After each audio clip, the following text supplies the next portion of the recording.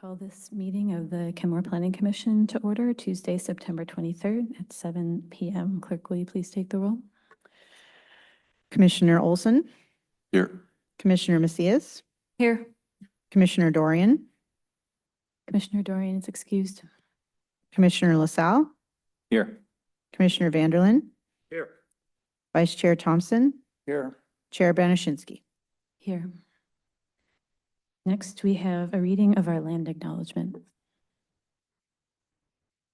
We acknowledge that the city of Kenmore is situated upon the ancestral lands of the Snohomish, Snoqualmie, Soxhawtl, Duwamish, Stillaguamish, Tulalip, Suquamish, Muckleshoot, and other tribes who are a part of the Coast Salish peoples. We recognize and express our deepest respect for their enduring stewardship and profound relationship with this land, which they have cherished and protected since time immemorial. We honor the First Peoples, acknowledge their vibrant cultures, and commit ourselves to learning from their wisdom in our journey to promote justice, equity, and mutual understanding. We pledge to stand alongside these communities in acknowledging past injustices and working towards a future that respects and celebrates the diverse heritage of this land. Please join me in rising for the flag salute.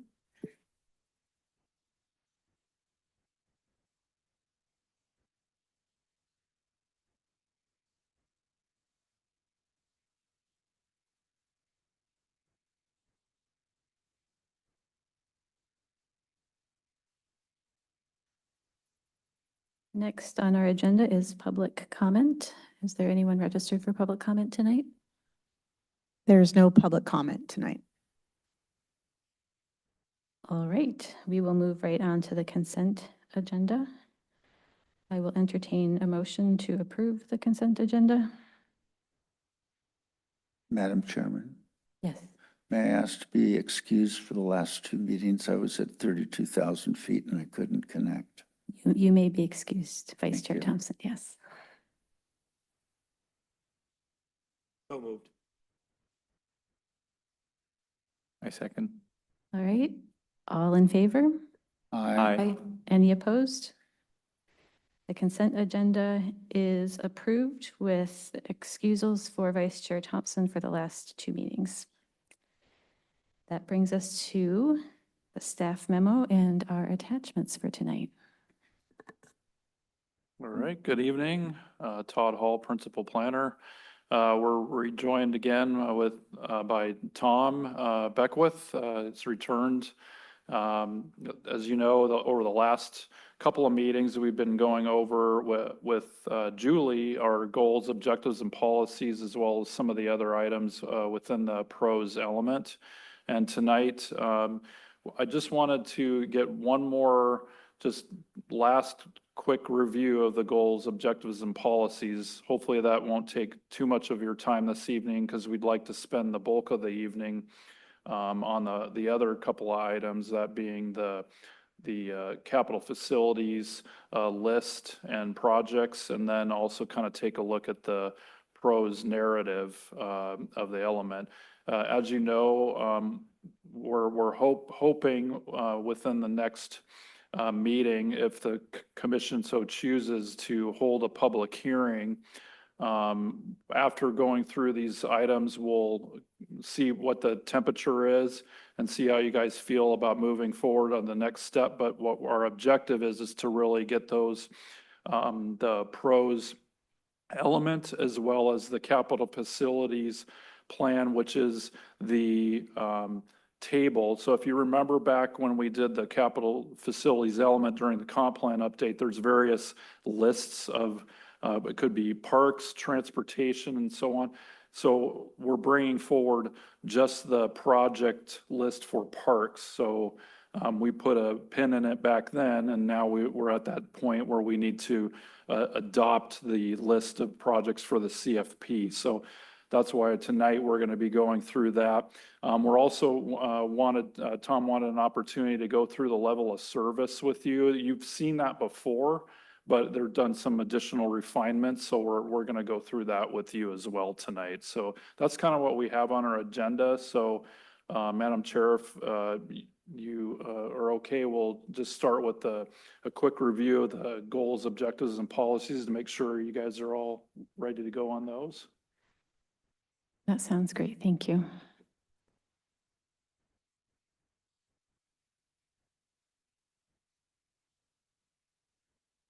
So I'll leave it up to the chair if you wanted to ask the commission if you have any comments or questions on each of the goals, similar to what we did at the last meeting when Julie was here. Yes, let's do that. Let's just go one goal at a time.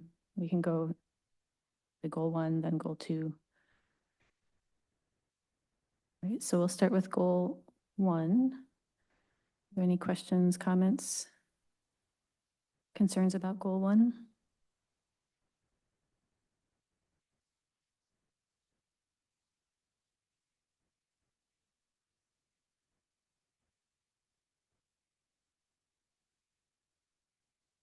Commissioner LaSalle? On P1 to 1.2.1, I noticed that water walk is capitalized a bit lower. There we go.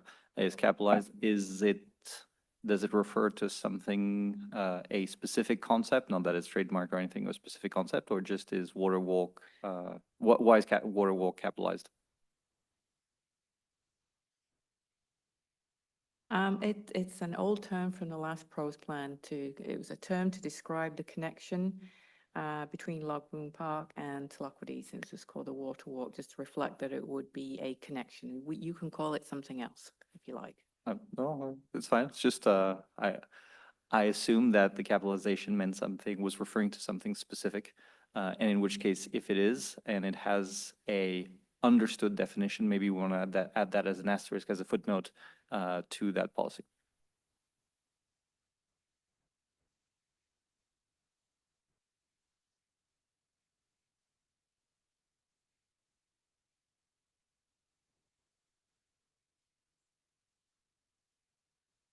Not seeing anything else, but I'm going to give commissioners one more chance to nod at me if they'd like to comment on goal one. Okay, seeing no indications, we'll move on to goal two.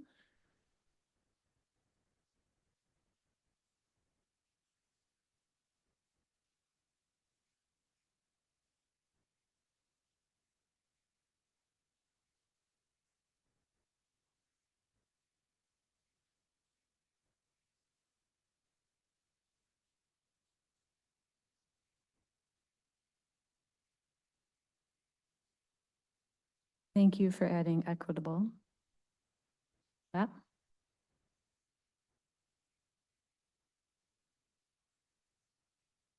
Anything from commissioners on goal two? Okay, we will move on to goal three.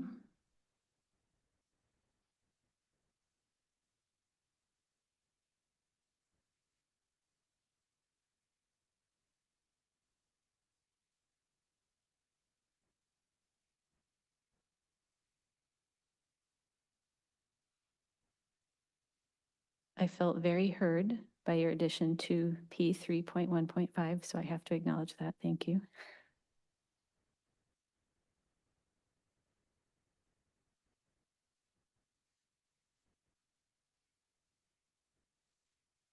Seeing nothing on goal three, let's go to goal four.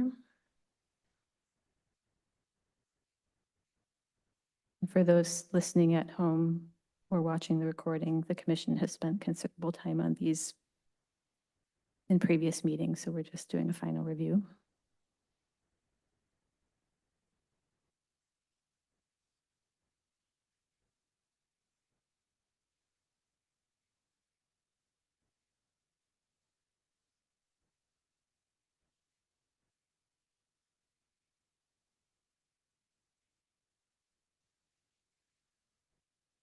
Thing on goal four? No. Moving on to goal five.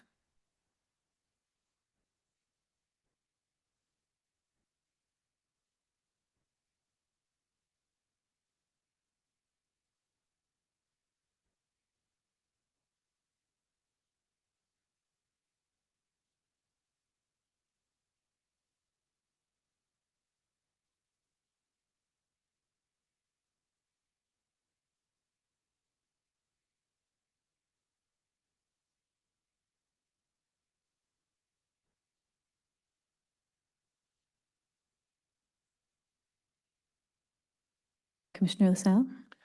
I know I saw in previous policies that we had mentioned reference to First Nations, especially in the park section.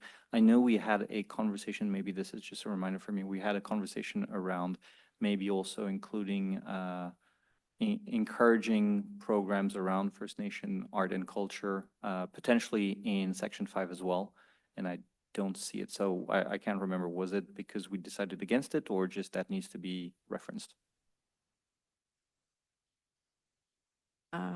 I don't think, I put it where I thought I heard you say, so I guess it's up to the commission whether you want it reflected in both places. And if you can add that. The conversation, as I remember, as I recall it, was for parks was around signage, but not necessarily around, I mean, culture, yes, and history, but not necessarily focusing on the arts elements. And we had also talked about, from an artistic perspective, which is specific to point 5, to not make it the only thing, but also call it out. But that's just my recollection.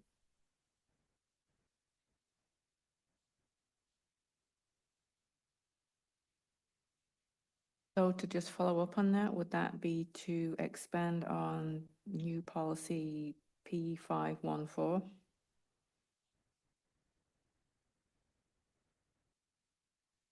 Yes, potentially. Yeah, just a specific call out on P514, or also potentially on P511.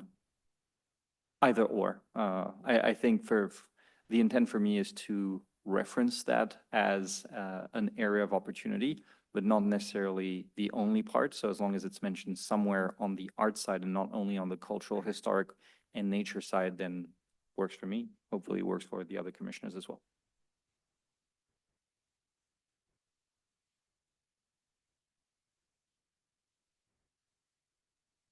Anything else on goal 5?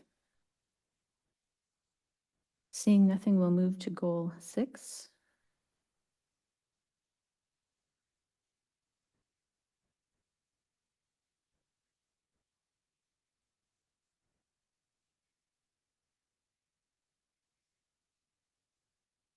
Commissioner LaSalle? I like 6.1. Thank you very much.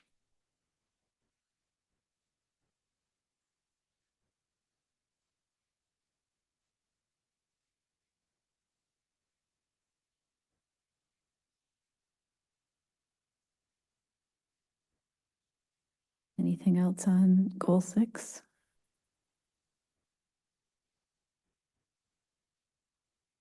Let's move to goal 7.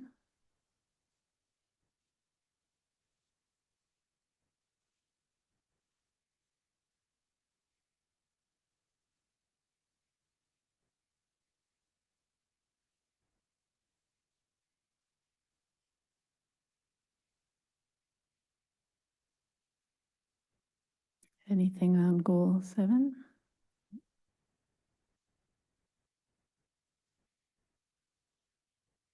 Okay, I think you did an excellent job capturing our previous discussions. Thank you for including all that feedback in this draft.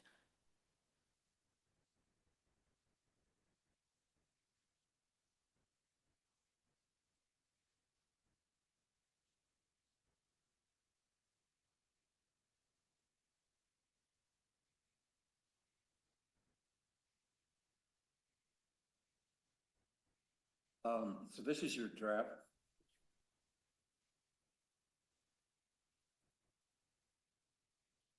There, all right. Can you hear me? So this is your draft CFP. The first column says plans, and underneath that are some, in some cases are like D9. Those are carryover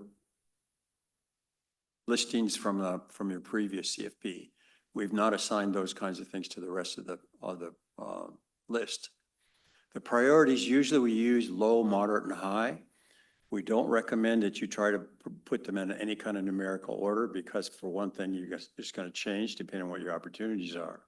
And if you ever end up at RCO and you have like a list that says 20 because you have an opportunity, it's difficult to defend. So we've not filled those in. We think that's up to you. The next column lists park where it's going to occur. And the next detail describes what it is. The next column says cost estimates. Now, these cost estimates include not only construction of all the improvements that go along with each type of facility, they also include the design, the permitting, the engineering, and the contingencies. They're in 2025 terms. So as you go forward, you could expect inflation to affect what some of these could be. Then there's some columns about where you could go for money. GF is general funds. Grants are obvious, that's RCO, but that may also be King County. CF is conservation futures. PIF is park impact fees. Levy may either be a 5 to 7 year levy, or it might be levy lid lift. A bond is pretty self-explanatory, and in some cases, there are other parties that are going to fund it. The main other parties that we've listed are King County or the North Shore Park and Recreation Service Area. The cost estimates that are in red font are carryover costs from your previous CFP. So the CFP is divided into sections. This section says what are the plans and how much would it cost to develop the plans that are listed in the PROS element. Acquisition is buying new properties. Then there's some columns that you'll see are carryover projects that are not complete from your previous CFP. Then there are development costs for parks, and then there are development costs for trails, and then the grand total. So in the plans, you can see we've listed in some cases, the Swamp Creek wetland, a proposal to develop a conservation public access plan, and our rough estimate that's $75,000. That's a carryover number. So we go through Linwood Park, the skate park, Moorlands Park, Twin Springs, Little Swamp Creek, Tributary 62, which is between Wayne Park and Inglemore High School. The next tributary is not named. It runs south from Rhododendron Park. Then Arrowhead Creek, Inglewood Wetlands. 181st Streetscape is to develop kind of the urban corridor through the downtown near higher density areas. SR 522 is the overpass proposal. And then the next one is the Swamp Creek underpass proposal. So the total plans, at least in this list, is about 1.195 million. Any questions on those? Okay. Does this carry? Hold on, I think we do have questions. Sure. So I think, Commissioners, can you raise your hands again so I can make a cue? Okay, so Commissioner Vanderlyn, Vice Chair Thompson, Commissioner LaSalle. This is less a question than a commentary and maybe a warning. I like the list. I think it's well balanced. I think it reflects a good mix and the character of what we need to have in order to maintain the quality of life in the city as we expand our density and as we look at the goals that have been placed upon us by the county and the state. We're going to need to have these additional parks and recreation assets in order to maintain that quality of life. What it is not is what it actually is then is an unrestrained list, which means that there hasn't been any analysis behind this about how we would actually finance it. And what alternatives would we have to, and what choices would we have to make in executing some of these? So where I'm going with this is, once again, I think in order to make this real, we need people to understand that. We need people to understand that you're going to need to look at your economic development. You're going to need to make some of the choices that may be coming up related to Lake Point, related to Bastyr, other opportunities that also carry a cost with them. And again, I would remind folks that when you look at these columns here, the number of costs that are related to the general fund, we're already running a budget deficit for which the park maintenance is a substantial contribution. So in order to make any of this real, in order to actually maintain our quality of life in the future as we go after that increased density and economic development, there is a cost, and we don't have a revenue source at this point, or certainly a realistic level revenue source for funding that.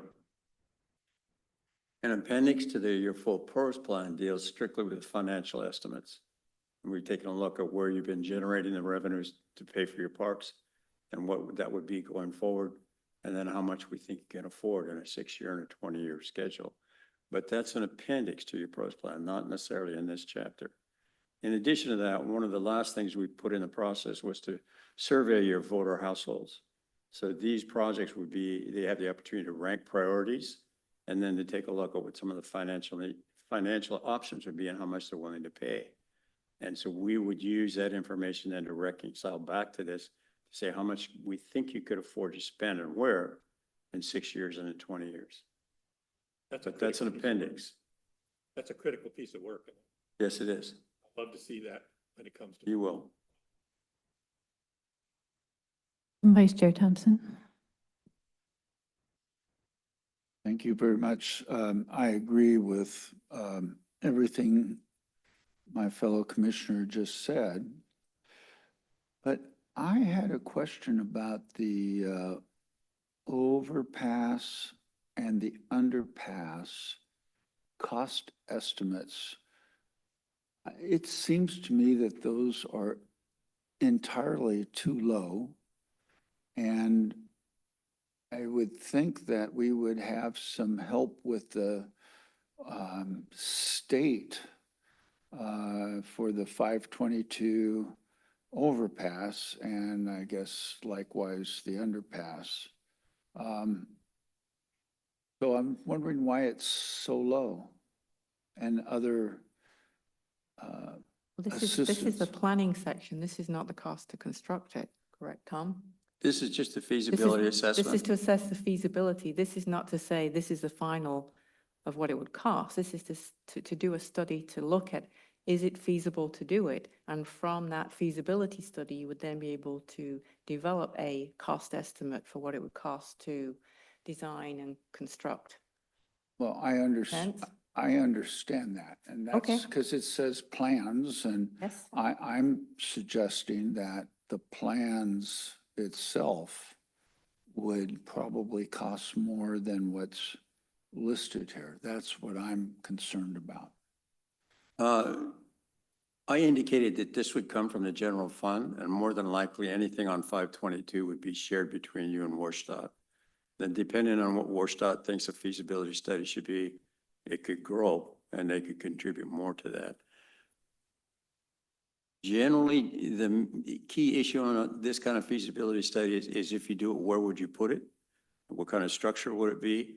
How would you connect, say, to Burke Gilman? And in the case of 175th Street, what other construction requirements would be necessary under that particular bridge?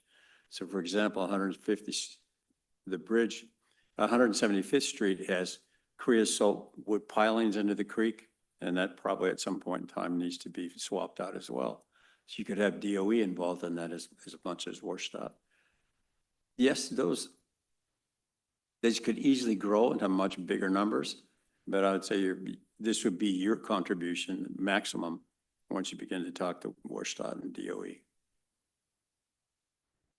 Now, I listed all these as general fund because it's difficult to pay for this kind of planning work for many, quote, grants for construction projects. And the key issue here would be how you time these and how many you need to do it, say any particular time in the next 6 to 20 years.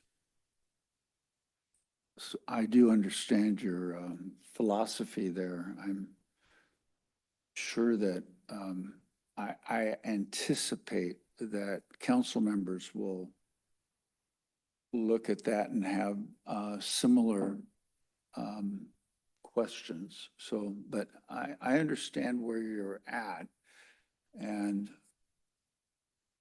as this is a first pass, and the second pass will be much more in for a set of plans, will be more and will engage more people. I think that's what you're saying. Agree. Commissioner LaSalle and then Commissioner Macias. I'd like to take a pause to try and understand what exactly is the kind of feedback for such a document that you are expecting from the Planning Commission. When looking at the document, I define roughly 3 types of costs. There's some general ballpark costs of we need a master plan. So it's going to roughly cost a round number that looks like 100,000, and it probably is the cost. Probably might not be. I'm not the right person to find that. Then we've got some things that are highly specific, which we need to understand why are we deciding it there. So for example, the line just underneath, assess feasibility of synthetic turf at Morelands Park. Why Morelands Park? Why not other parks? But we haven't talked about what we're trying to achieve in each of those parks yet. So deciding we need to assess feasibility of synthetic turf at Moreland Park. Sure, why not? But also why? And then there's some elements that are very detailed. So if we go further down in the document, for example, at Linwood Park on page 2, we're having installed picnic shelter, upgrade playground for a cost of $421,471. Highly specific, great. Who am I? And I would argue, who is the Planning Commission to provide feedback on that's the right cost, yes or no, or even it's the right need, because again, we haven't talked about the purpose of each of those parks. And finally, I am a bit concerned about the comment you just made before of there will be an annex where we say how to fund these. That seems very similar to, yeah, don't worry, buy the car, we'll tell you how to finance it afterwards. It's in the annex, you don't need to worry about this. All you need to is to sign on the dotted line.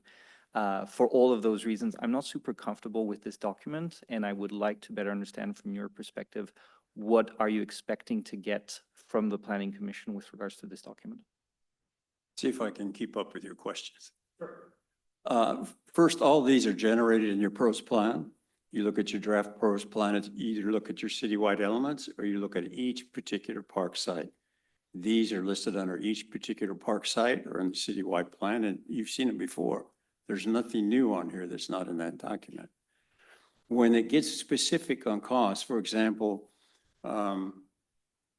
let's take Acquire a mini park in the neighborhood. We've looked at what the example lots are within the neighborhoods that have park gaps. We looked at what the assessor value said was a typical cost for each of the parcels that would potentially be considered for a mini park. So that's where that number came from. When you get into the development costs, we create a detailed estimate of whatever it is we're going to create, like a playground. So in the playground, we've got to prepare the site. We've got to prepare the material. We've got to provide irrigation. We've got to provide parking. We've got to provide restrooms. And then we also have to provide the playground equipment. Then we have to pay the design cost, the permitting cost, the engineering cost, and the sales tax and the contingencies. And that gives us a number, for example, for a playground of $427,000, very specific. So, and those examples, the list of how we develop those for not only park facilities and trails, we've given to staff to review. That's where such numbers come from. So when you're looking at acquisition or development, they're based on very specific, the closest example we can get to come up with that. And I said they're in 2025 dollar values. When you get to any of these particular projects and you get down into the nitty-gritty design, some of them are going to vary. You may add more things, you may delete things when you get to that point. So these are placeholders for your budgetary processes. What we're looking for you to do, or what your charge is this list complete or not? Does it reflect what's in the pros plan that you've looked at before? Are these costs at least generally reasonable? You're not responsible for the costs, we are. And at some point in time, what are your priorities for these low, medium, and high? The priorities should come from you, but they will also come from this survey that we're doing of voters, because that survey is very specific on these kinds of things. For how do you finance that? You will see the appendix that takes a look at an analysis of what you've been spending and where that money is coming from and where we think that money is going to be in the future and how it would reflect this. So you'll see that. It's not like that's going to be in a black box that you don't get to see. It's just that detail is not normally in the summary element that goes in your comp plan. That's in your pros plan and your appendix to the pros plan, but it's there.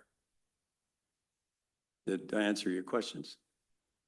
Yeah, partially. I think for me, the challenges are, okay, well, if this echoes what we've already talked about, I would argue maybe I don't feel we've talked about as a planning commission on those parks to that level of detail. Did we talk, for example, on page 2, about Twin Springs refurbishment. Let's hold on page 2 till we get to page 2. Okay. If you don't mind. Let's stick with Morelands Park synthetic turf. I do not have a recollection that we talked about Morelands Park specifically requiring synthetic turf or not. So if this is to be a reproduction of what we've already talked about, I feel this is a very bottoms-up approach of this is everything that is going to cost, and therefore this is the park you're going to have. When I feel as though the purpose, because we've just focused on the high-level policies initially, was to go from the policies, then go down into this is the park. These are the policies, therefore this is the parks that we're looking to have, and these are the facilities and capabilities that we want to develop. Therefore, these are the costs. I feel as though there's that intermediary step of what are the parks we want that is missing. We've got the policies, and we're going straight, at least in this document, to okay, well, based on your policies, this is the cost, and to which we haven't discussed, that was raised before, of how we're going to pay for it, what is the, how it's going to spend over time. So again, if this echoes what exists in the pros plan, and this is a perfectly accurate reproduction, then we've by default approved it, and therefore why are we having to look at it this way? If we haven't properly talked in the pros plan of what the parks should look like, then this is a level of detail I think we as a planning commission haven't addressed and cannot comment effectively on synthetic turf, Morelands Park, yay or nay for 45K, as an example, because we're sticking to the first page, but I have similar comments in the remaining 4 pages. Not saying we shouldn't address this, just feel we're addressing it. We're going from the policies immediately to this is the cost without having gone in depth to, based on those policies, this is where the parks should be going, and therefore this is where the costs are. If you look at the sequence, the content sequence of your pros plan, goals and policies are first. Okay, then it goes into what does the public say from the first public survey? What were the items that were of interest or priority to them? Then the third thing is your citywide element. So let's take athletic fields. The citywide element says, how many do you have? Where are they? What can you do to improve its capacity? Then you get down to specific parks. Moreland Park has a list in that says consider synthetic turf because it would increase its capacity. So I'm submitting to you, we're going from the top down to the bottom, not the bottom up. And at some point in time, you have to identify a cost, whatever that would be, and a priority for whatever that would be. And then you have to also take a look at, can you finance it? And 100%. ultimately, I think the survey of the voters are saying, do you really want it? And are you willing to pay for it? And if they're not willing to pay for it, then we have to make adjustments. 100%. When I say we, that means collectively. No, You. 100%. And I think you said it perfectly. We start with the policies, which was the document we just reviewed 10 minutes ago. And then you announced a certain number of steps. And you ended with essentially how much it's going to cost. The point I'm trying to make is that you said it perfectly. We go from policies, then how it goes, and then pricing. And what I'm trying to understand is why are we shortcutting and bypassing all of the middle steps by going from now we have the policies, let's review how much it costs. We're just sidestepping all of the middle section to go from high level immediately into the nittiest and grittiest. And I personally feel as though, sure, 45, I'm going to stick to Morelands Park, but I could do something else. Let's do City Hall Universal Playground. Sure, sounds like a good idea, but did we talk about it in absolutes of are we doing it? If so, is 60K a good amount?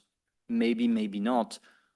But specifically, are you expecting the Planning Commission to give an informed opinion on, yes, I think that line 4, those 60K for under GF is what is accurate and is a good representation of what should be in the pros plan? Well, I think there's 2 different questions. You remember on some of the workshops we had, we went through every kind of facility citywide. And when we analyzed every kind, and there was a graphic for every kind of facility.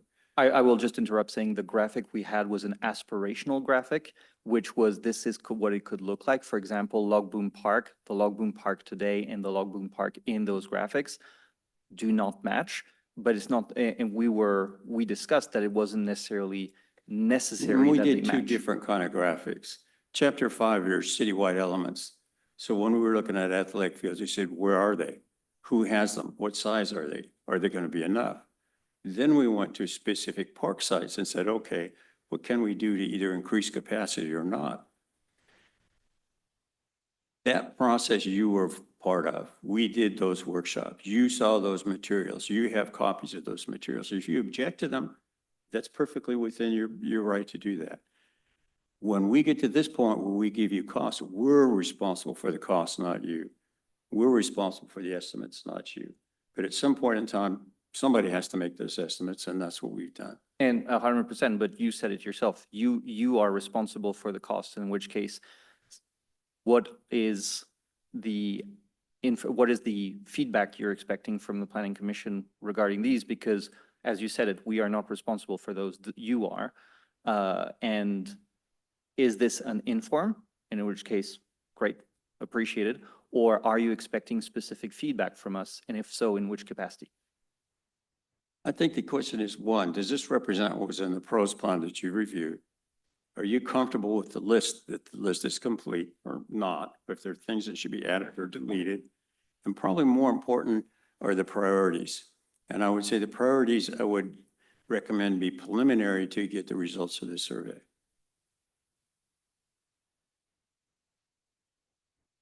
All right. I concur with Commissioner LaSalle that although I understand that we saw some of these things, I don't feel like we got to discuss fully as a commission whether we agreed or disagreed with each thing in each park. That said, I will take it to Commissioner Macias. Where to start? Okay, I just want to, I understand the cost estimate and I just want to make sure that I'm clear on it because I understand these are ROM prices, right? These are complete ROMs. These are 2025 costs. Things can plus and minus. I'm fine with that. And I think I want to be mindful of cost and where things come from, right? Whether we're assigning it in general fund or parks levies.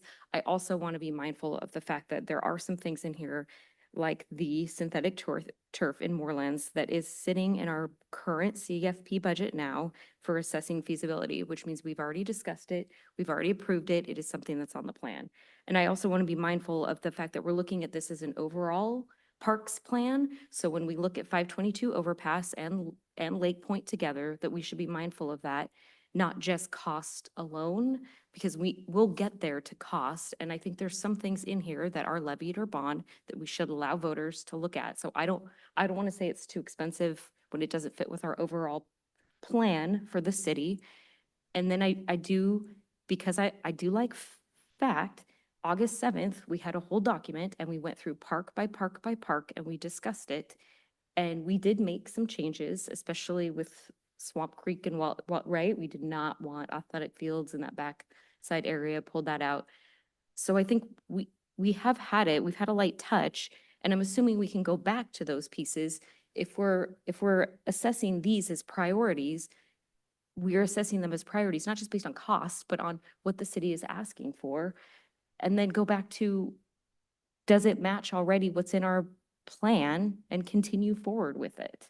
So I want to be mindful that it's not just cost we're looking at, it's plan. And there are some things in here that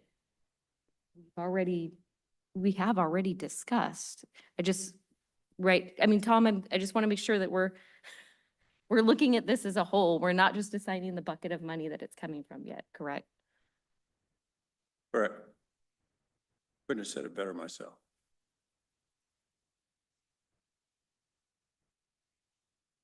Commissioner Olson. Yeah, I was kind of thinking along similar lines there. With Morelands Park in particular, I know we've discussed that. With some of the other items, I'm not sure we've discussed all of these, but I also think we're kind of looking higher level planning, and this is a unbounded, not financially constrained list. And so to me, it makes more sense to actually kind of add things to this list that maybe we don't want, because can then have that discussion. We can apply for grants. We can get additional funding that we might not have the opportunity to do otherwise. That said, I'm sensitive to concerns around cost and what we're looking for. So I would appreciate more clarity or guidance on what is needed from the Planning Commission on this CFP here. And it sounds like you were talking about priorities. You didn't recommend numbering them at one, and we're mentioning high, medium, low, et cetera, just in that as part of grant applications. Another question I have is, as far as funding right now, a lot of this is saying, you know, general fund. And I'm assuming that's just, unless there's a specific goal, potentially having it grant funded or something like that would change it, unless it's associated with something else. I feel like I would need to think about this a bit more to have solid feedback, but I also don't necessarily feel blindsided by what's in here, and it seems relatively in line with what we've discussed. I'm not seeing items, for instance, you know, like putting a synthetic turf in Swamp Creek, for instance, which would be more of my concern. So from that perspective, it seems like it was developed concurrently with what we have at this moment. And that doesn't mean that if we made more changes in the start of this meeting, I'd be a bit more concerned. But as it stands, it seems fairly straightforward. One thing that I want to throw out, and this might not be the right spot for it, forgive me for being a little under the weather still. But in terms of like urban parks and urban amenities, I see a couple items around like additional urban amenities for parks and things like that. But one thing I've been wondering about is coordination with developers on any potential for like rooftop parks or something along those lines, and where we put that type of language. That might be more of a goals, objectives, and policies item. And I know that some of that is connected with some of the other policies that we have. So that might be something that I look into a little bit more when I'm a little less foggy brained and have reviewed that specific piece more thoroughly. Yeah, that said, with the priority piece, I feel like I would definitely want survey respondents and to know what the community wants in line with our policies and objectives for what to prioritize. And then the other piece of this is I would also want to know what can the city afford, right? To like figure out what should we be prioritizing as a high priority or medium priority, and then can we even fund it with the general fund or expand funding? Yeah. A couple, if I can follow your question. When I've indicated PIF, park impact fees, those are applied against the development of a project. And that's when you negotiate with the developer whether they want to do it in lieu or whether they want to develop it themselves to your specifications. So that presumes that there's some kind of joint ventures can happen at that point. And the one I think that we identified was to develop a corridor plan on 181st Street. And that would be primarily where those urban park and gathering places would be.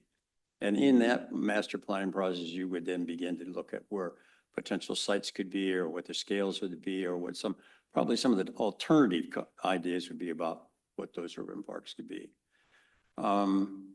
This is the list that's in your current PROS plan that is identified either in your citywide elements or in each of your park sheets.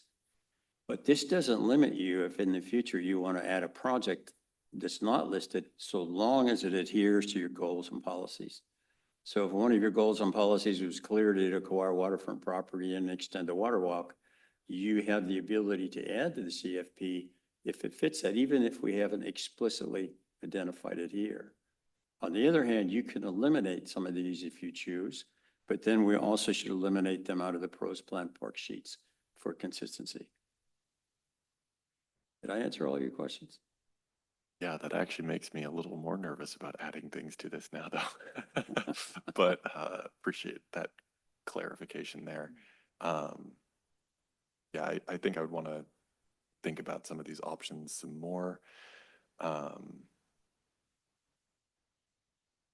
hope I'm not misunderstanding what Commissioner LaSalle's saying at all. I don't want to, I think it has merit around cost and when this was done. I also would guess that this was done concurrently with the intent of trying to keep things moving. As we've already done most of the revisions, frankly, at the previous meeting from what I can tell and the one prior to that. One thing I add, I said, these are in 2025 costs. And then our financial analysis of where you're generating your money, those are in 2025 costs too. But as we grow them over the next 6 and 20 years, we build in inflation. And inflation increases these costs as well as it increases your revenues. The general fund includes more than properties and sales tax. It also includes pass-through monies from a number of enterprise fund accounts that you have. So don't presume that the general fund, as it's listed here, means just property tax. The general fund's a much bigger definition than that. Commissioner Vanderlyn? I'll hopefully make this short and somewhat sweet. This is truly as it should be, it's an unrestrained list based upon what input we've had from previous plans and from the public to date. I'm satisfied at this point that I don't see anything that we have discussed or information we received that's not reflected here. And I don't see anything that's been added that creates great angst. I think we also need to keep in mind that this is not a recommendation that we're making to the city council or anybody else. This is an unconstrained list based upon the information we have largely from the public. So our responsibility, I believe, is to come up with a clean list that we then need to work on the priorities of. And I think that's the key piece of work that needs to be done here. I'm looking forward to the input we would get from a public hearing, from an additional survey, and other information that we can gather from the public. And I think that's what the city council is most looking for us to do, is to come up with that unconstrained list. This is what the appetite for the public is. And this is what, based upon what we've heard, what we think the priorities are. Once that information is there, the people who are actually going to make the decisions about timing and what we're going to do, along with having a chance to look at that financial numbers and have a knowledge of what the political tolerance might particularly be for new levy or new general fund revenue, they can make those decisions based upon good information that we've given them. Key thing being, that's not us. We don't make that decision. Our job here is to come up with that unconstrained list that faithfully reflects what the public values, and that we have priorities out there that reflect their values. And I think we're on track to do that. I'll give you an example as an aside. We completed a pros plan for Blaine, and on this list was something to acquire Joe Smith's property because that historical and environmental aesthetic. We did the survey and the public came back and that was the lowest ranked item on the whole list, which surprised us because we thought it fit the goals and policies. And when we asked about it, they said, well, nobody likes Joe Smith. We don't want to buy his property. So we had to delete that project. But my point is, at some point in time, the public's going to weigh in on this list, and that's the way it ought to be. Okay, I will say for my part that I think Commissioner LaSalle, if I heard him correctly, was not just commenting on the cost estimates, but was also commenting on the process by which we got from high level to here. And I do acknowledge that we saw each of these things. None of this is a surprise to me because I've seen it before. I saw it in the pages for each park. However, I feel like we did not really have a robust discussion about what was recommended for each park on those park pages. And I said last week in the meeting, for example, that there were some things in those sections that I was deeply uncomfortable with and would not recommend. And so there are some of these on this list. Some of them are things like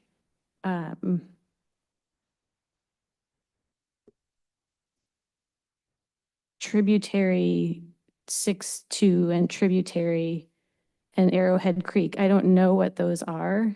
It makes me feel like we are looking to develop trails alongside those tributary corridors. And I'm not sure that that is consistent with the values and priorities of our community. So while I understand that this is an unconstrained list and these projects might not happen, I also understand that these projects being on lists is how they happen. And I wish that we did have time as a commission to have a more robust discussion about what projects we would recommend. I'm seeing nods. I don't know what that means or where we go. I agree. Debbie and Todd, can you help us know what to do with, with our desire to have more input on the projects on the list?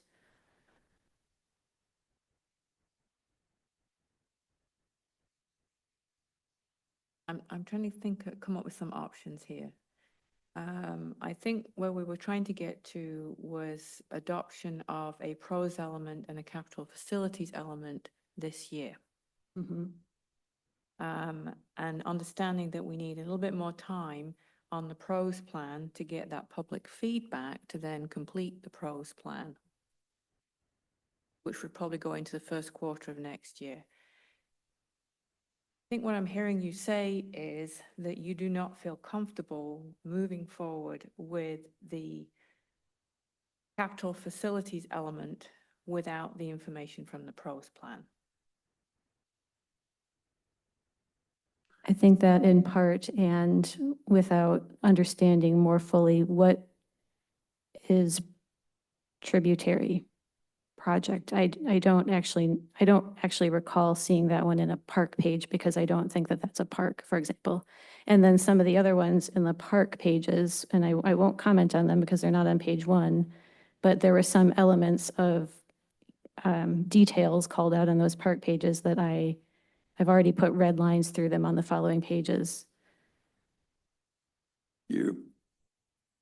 Some of these elements are from your citywide element, chapter 5, as well as chapter 6, which is specific parks. Now, what you're looking at here is the element that goes into your comp plan. That's not your full pros plan. And there's 3 things that usually go into the element that's in your comp plan: goals and objectives, which are methodology for determining level of service. And there is a requirement to have some kind of CFP element. If you're uncomfortable with a line item on the CFP, you could take this out now, and then when you get to the full pros plan, decide whether you want to put it back in or leave it out, so that you can move forward with the comp plan element, and so you can get in time to get that down to RCO. I'm going to take 2 commissioner comments first, Commissioner LaSalle, and then Vice Chair Thompson.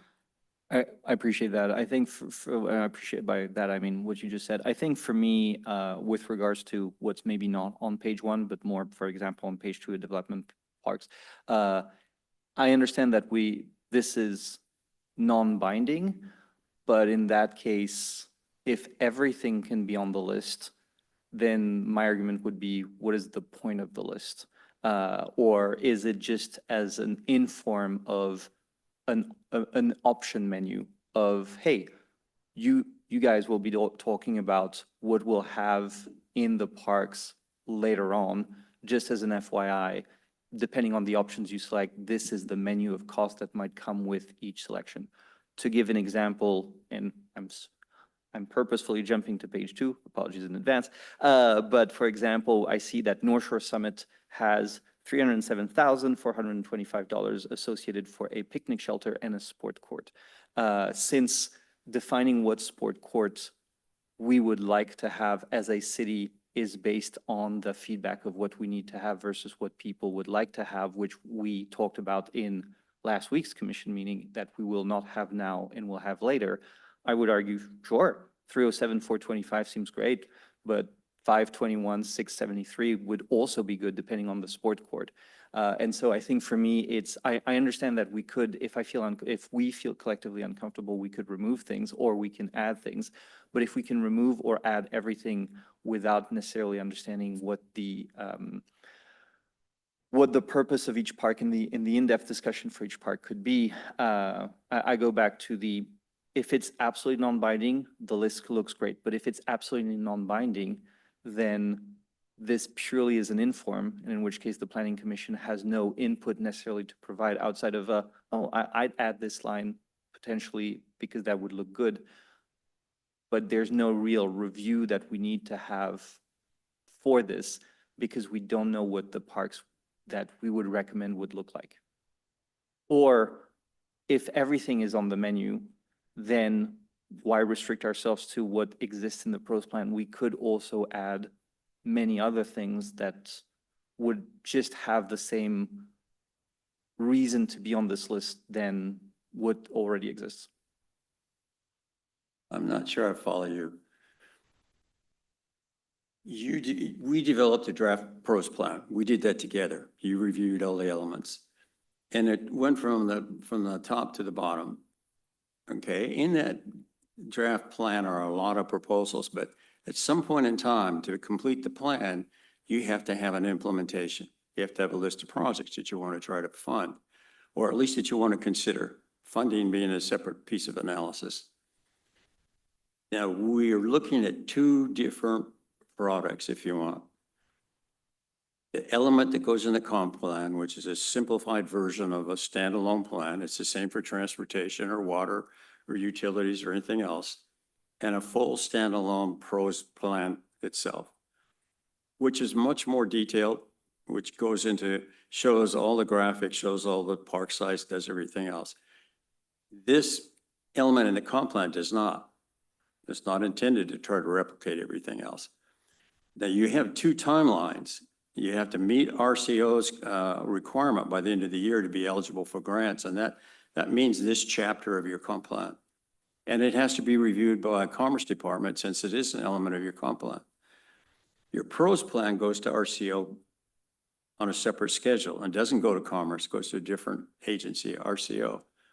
And in that full-blown plan, you're also going to have a list, but it also has to be something that you're comfortable with. Now, you're kind of in a rock to a hard place. If you delay this too much longer, you won't get that element out.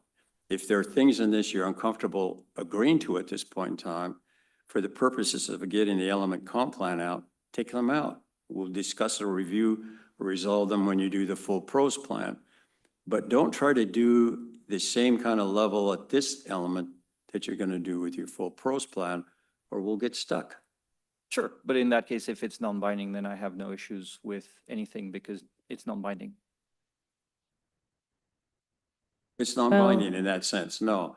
This is a list. It doesn't require the city to develop all of these.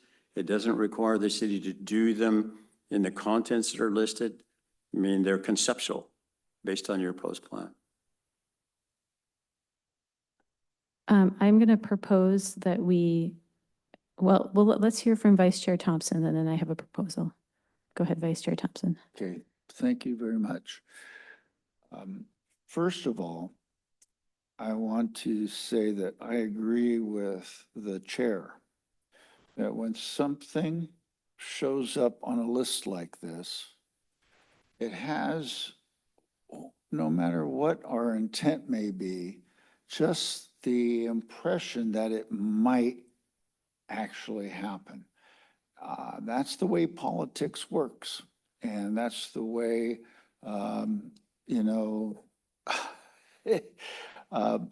projects that we wish we hadn't done end up being built or being accomplished. So I hear your perspective about, this is like examples or, something that can be massaged a bit. But I do believe that there are some, not a lot, but some specific items on this list that the majority of the Plan Commission would not really feel comfortable with. and should come off like you suggested. And it would not injure the, the, the whole pros plan or the comp amendment in its, in the language of that major, the actual document. Because if they choose to want to do something that we as planning commissioners would not want to be listed, that's up to them, but we're not. Lots of times the council turns around and says, well, the planning commission put it on there and they must have thought about it.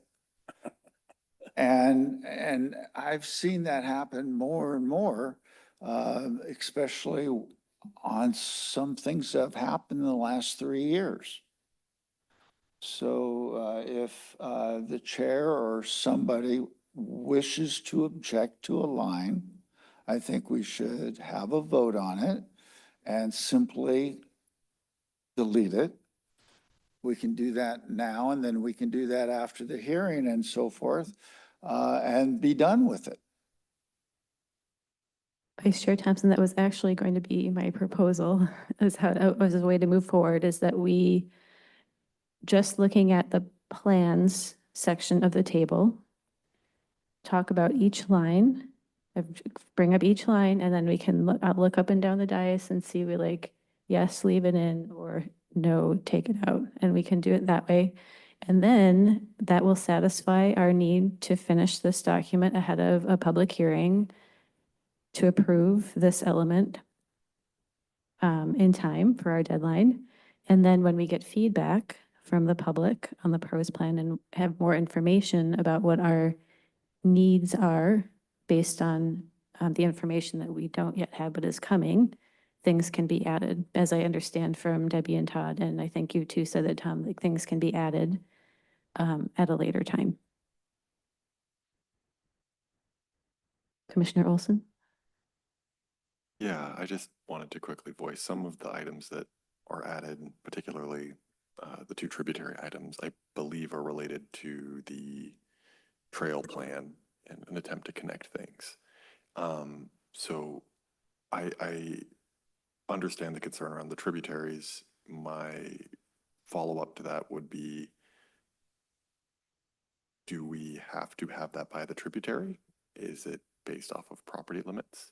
And also based off of how I read this, this would be looking into what types of impacts those would be. And so to me, this seems like the first step. A lot of these seem like the first step to getting some of the answers that we want. Like we don't know what the impact of something will be without looking into a plan of what it might look like.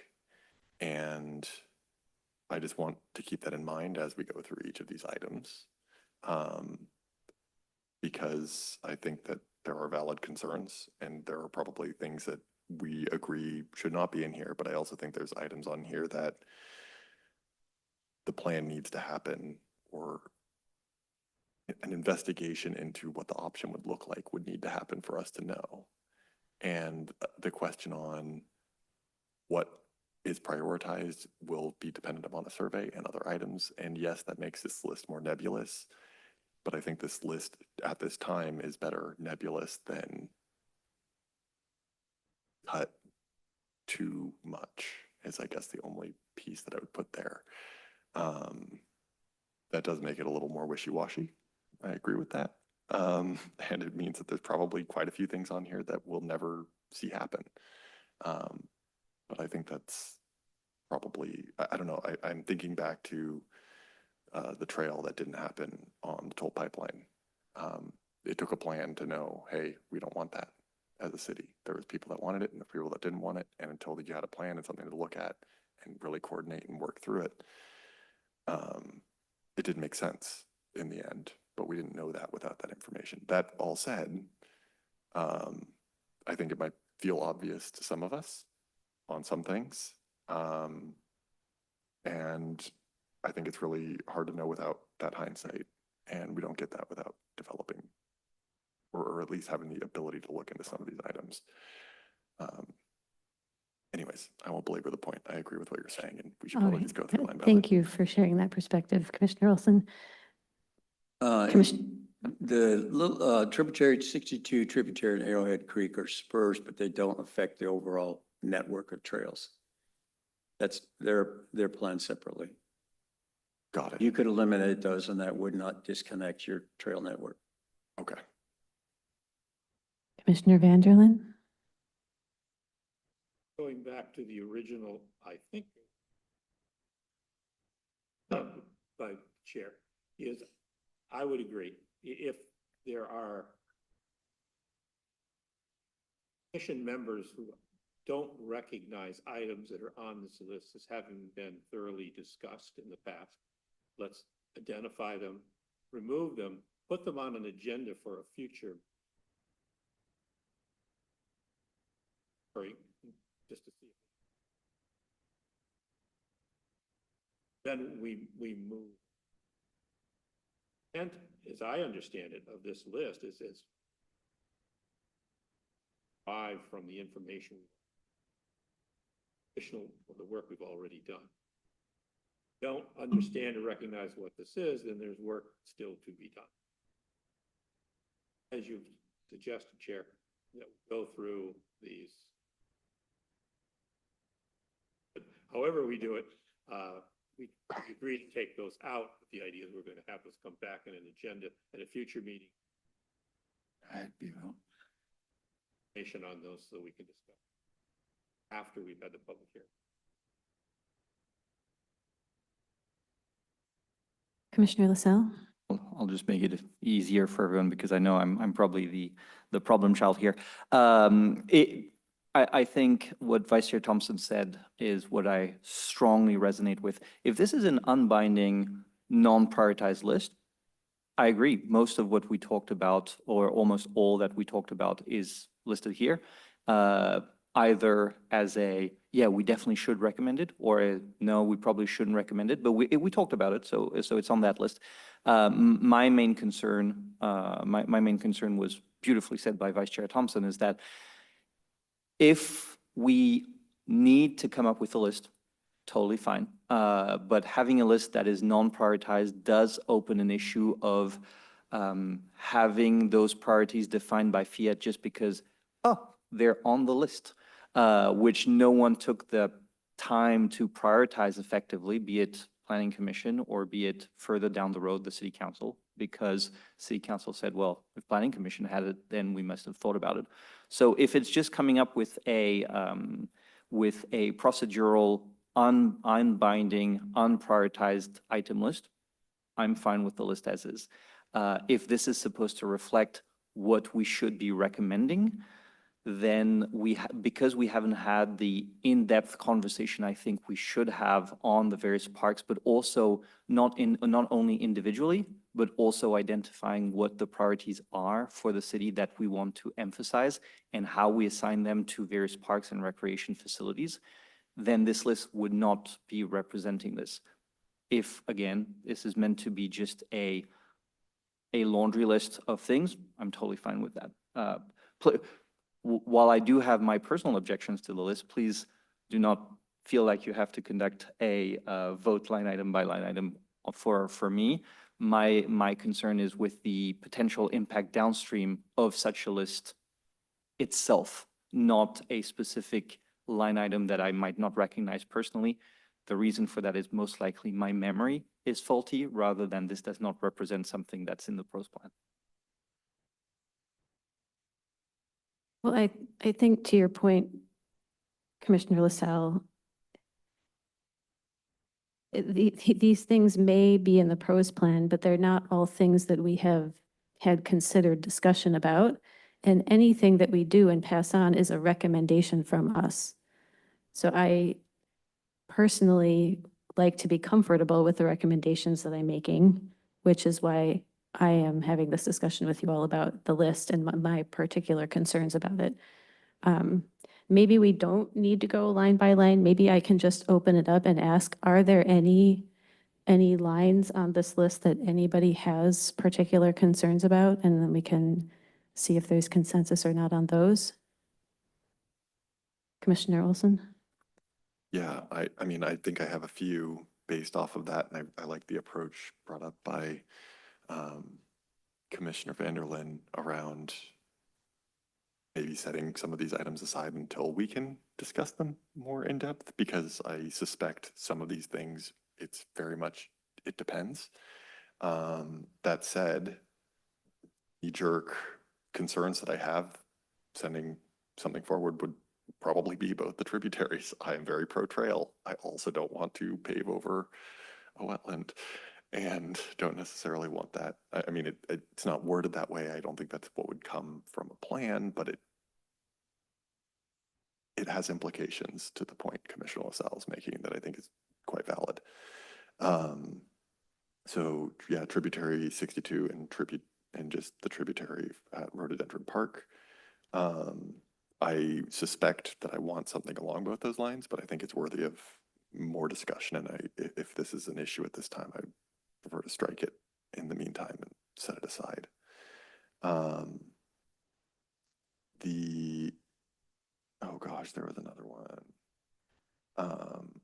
I was wondering about Morelands Park. I believe Morelands Park was kind of the main candidate for a synthetic field, but I was wondering almost if we could potentially widen that out. And then the other item is widen that out. And what I mean by that is change it from Morelands Park to assess feasibility for synthetic turfs at existing fields. And then the last one on page 1 that's jumping out at me was the universal playground, and just changing that to assess feasibility of park updates for the city hall / skate court, because I don't personally recall that, but it's very possible I missed it. Chair, if I could respond just to Yes. a couple of those comments. So the Morelands Park assess feasibility of synthetic turf. That's currently in the 6-year CIP in the outer years. And that is to the first part of assessing the feasibility would be to look at whether the underground drainage could support synthetic turf. If it can't, then that project will end there. If it can, that project would only move forward if there is commitments for funds from the users, for example, as well. So again, that is a current project in the CIP, as is the City Hall site assessing the feasibility of a inclusive playground that is currently in this year's CIP. So there is a feasibility analysis to look at the potential for an inclusive playground. So I would say you could either leave it in there, or you would put and other sites, which would then mean we'd have to add additional cost, because it would be a project which, because that's how Tom looked at it, was looking at the CIP and putting in this list projects which are currently in the CIP. And those two are currently in the CIP. I'd make a suggestion. Delete tributary 62, tributary, and Arrowhead Creek. Because you're not comfortable with those, and those aren't fully defined. Any objections, Commission? Commissioner Olson? Not an objection. I would just like it, maybe not deleted, but, or sorry, deleted from this, but tabled. I would like to discuss those. I just think it's more discussion than we have time for at this point. Well, this is a CFP that will go with your element to your comp plan. When you get your pros plan, you'll have this and whatever other changes you want to make to it. You could add them back in if you decide at that point. That's up to you. Got it. All right. Anything else that commissioners would like to discuss that's on this list?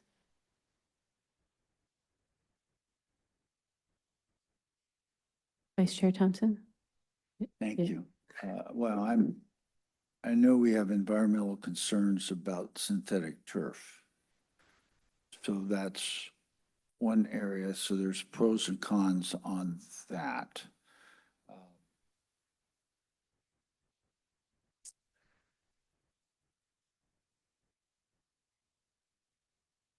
Lost my other notes here a second. I am also not sure what Little Swamp Creek is. Little Swamp Creek extends north from Twin Springs Park. and a drain. Yes, I know where the creek is, but I'm not really sure is this another area where we would be thinking about developing a trail in the riparian area? We were proposing to develop conservation and public access plan. They probably should say feasibility of public access plan or not.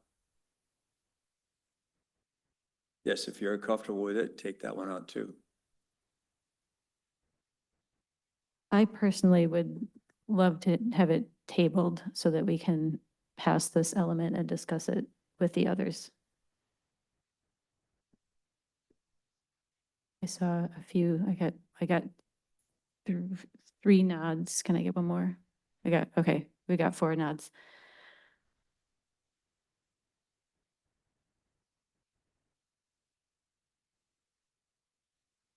I think to Commissioner Olson's point, which I think is coming from the value of connectivity, if I'm hearing him and understanding him right, I do think that we as a commission hold that value. And I think that we were trying to talk about it in our earlier discussions that is not just something that has to happen adjacent to all of our waterways, that we can start to think about connectivity to our parks and other ways as well.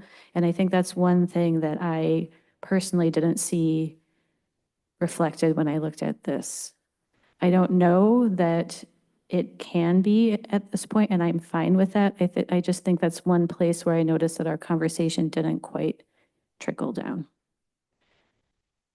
I think that's fine for now, but just an observation. Anything else in this plans table that commissioners would like to talk about? Okay, let's go to the acquisition table.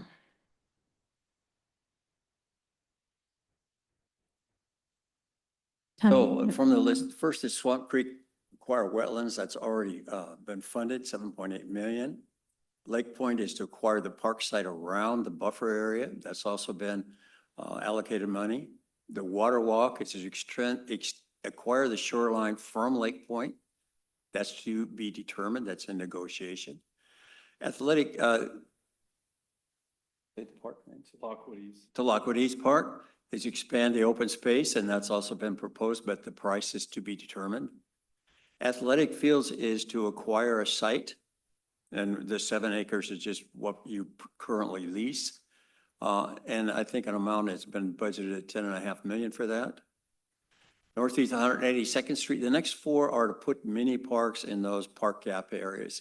And the costs are based on assessed value of comparable sites within those zones. It doesn't mean that sites can't be bigger, but if all you can acquire is one parcel, that's what the cost would be. Recreation center would be acquire site for a multi-generational facility. Cultural center would be acquire site for that. And the aquatic center would be acquire a site for that, but that would be the North Shore Park Recreation Service area. 181st Streetscape would be acquire pocket or urban parklets. And that's an estimate on our part about 918,000. Now, if you can see where the source of funds would come, the 4th column over is PIF. You see PIF is indicated a number of times, and in some cases, depending on how the developer chooses to respond to that, those can be joint venture. Some of them have multiple sources. If you're looking at Shoreline on Lake Point, and there's no reason you can't package those from multiple sources. None of them go to the general fund. What we say is don't build things from the general fund, as you'll see later. General funds should be used for maintenance, administration, and repair and replacement. So the total value of all that is $40 million, which is a hefty amount of money. But you currently have about 140 million invested already. So if we're looking at carrying your current park plan for the next 20 years, 40 million is not necessarily a lot of money. However, you're investing it differently. Yes, you're acquiring wetlands and shorelines, but you're also acquiring property for centers that you don't currently have. Any questions on this?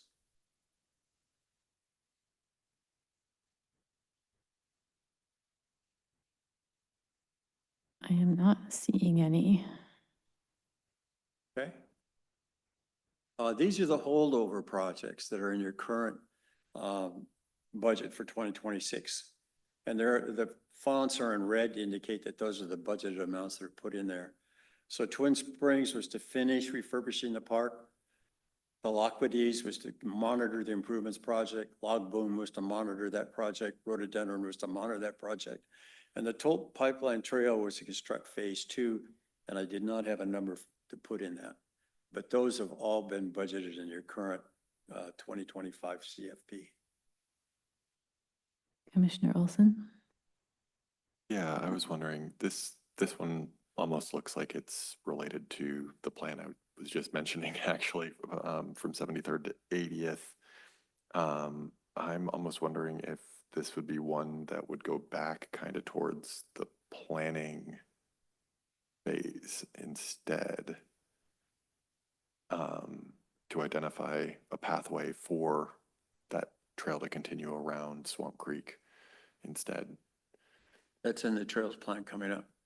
I mean, it's in the trails section coming up. These are holdover projects that are currently in your CFP. Gotcha. So this is, okay. Yeah, I just see it saying development, and I don't think development is on the table anymore for that one, if I'm not mistaken. Yeah, maybe this is a question for Debbie and Todd. What does it mean for us that they're holdovers? Because I know there has been some conversation about some of these that might affect whether they continue forward or not. What do we think about that or do with that? So for the tote trail, I think when you reviewed the transportation element,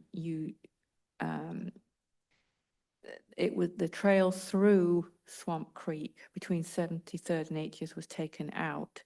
And it's listed in the transportation element as sort of a trail that follows the road. So north on 73rd, east on 192nd, and then south on 80th.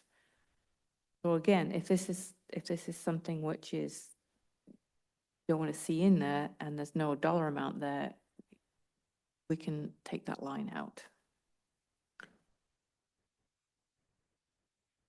Do you have anything else to say, Commissioner Olson, about I that? was You can go ahead just if you gonna say, do. like, if that's what that is intending to mean, that makes sense to me. So I don't have an issue with that one in particular. It was just more of making sure that it's in line. It feels weird to call it toll pipeline, but also not at the same time. I'm not sure there's a better name convention for it. Even if it's not immediately over the toll pipeline, it's still part of the same trail network is the intent. So I would just leave it.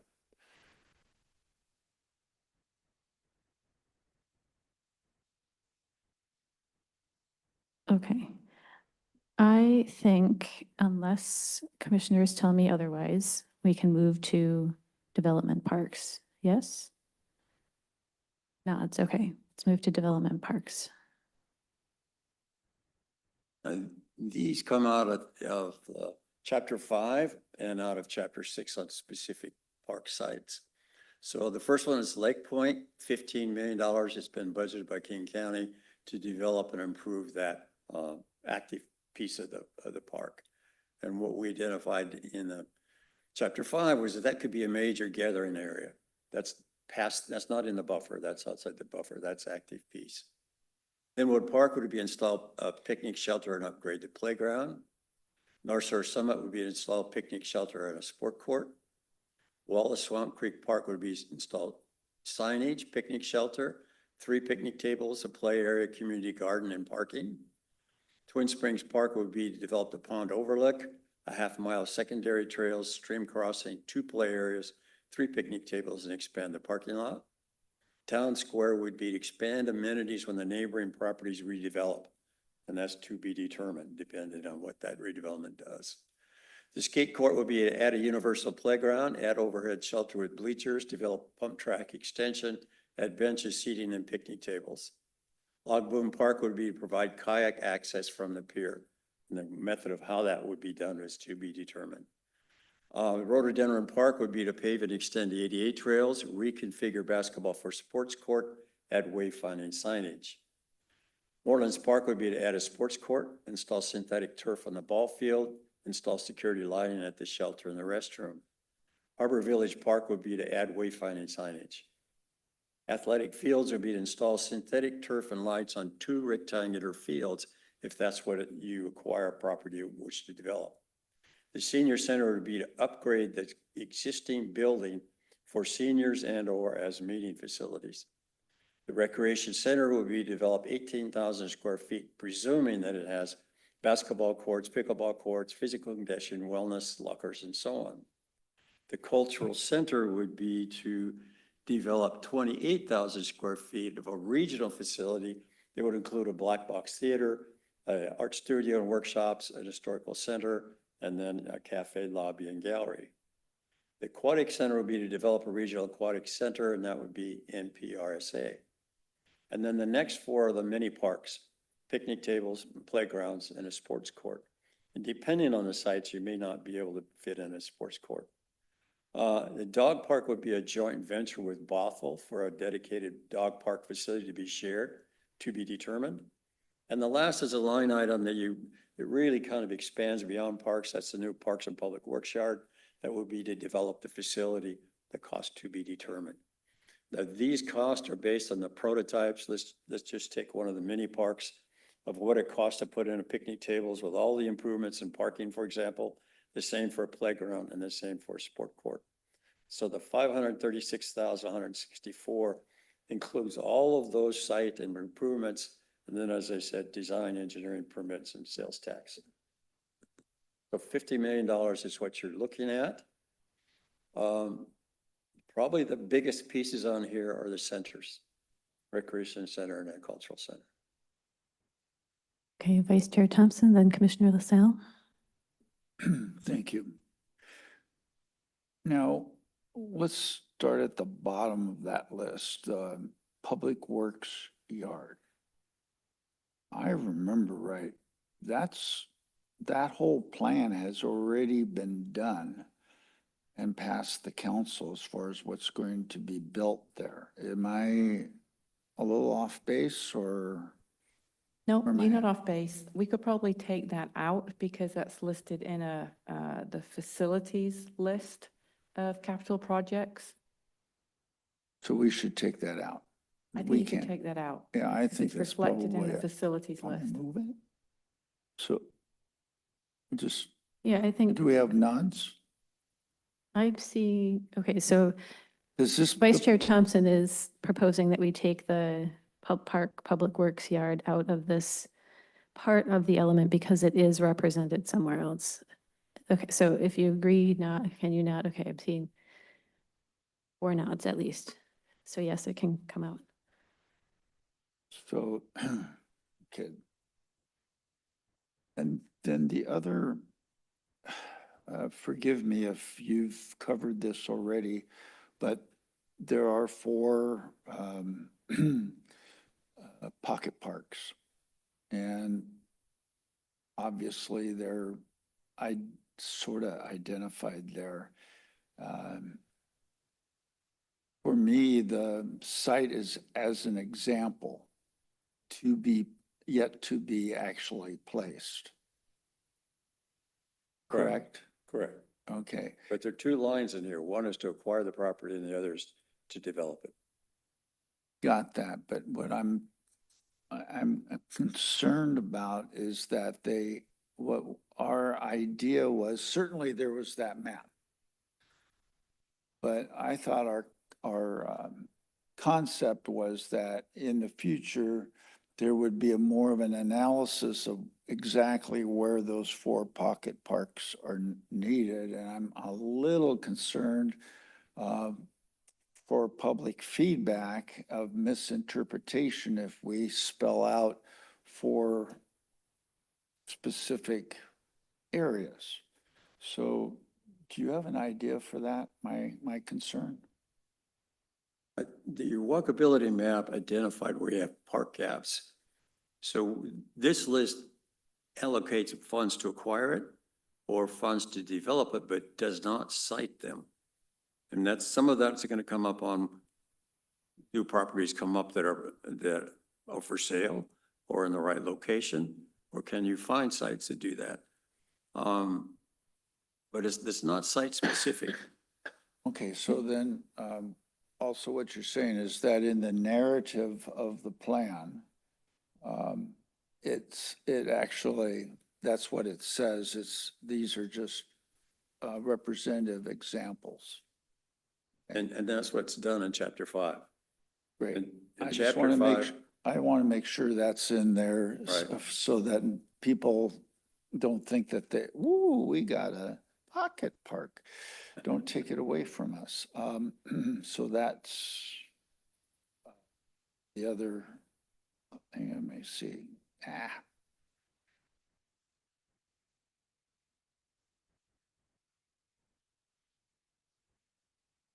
Now,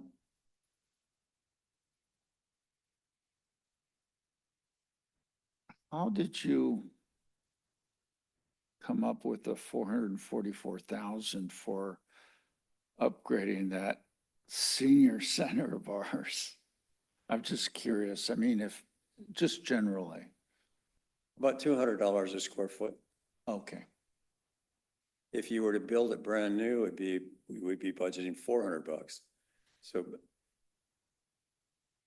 and I'm not sure, frankly, that you can get the whole 2,220 usable. The upstairs is going to be a problem.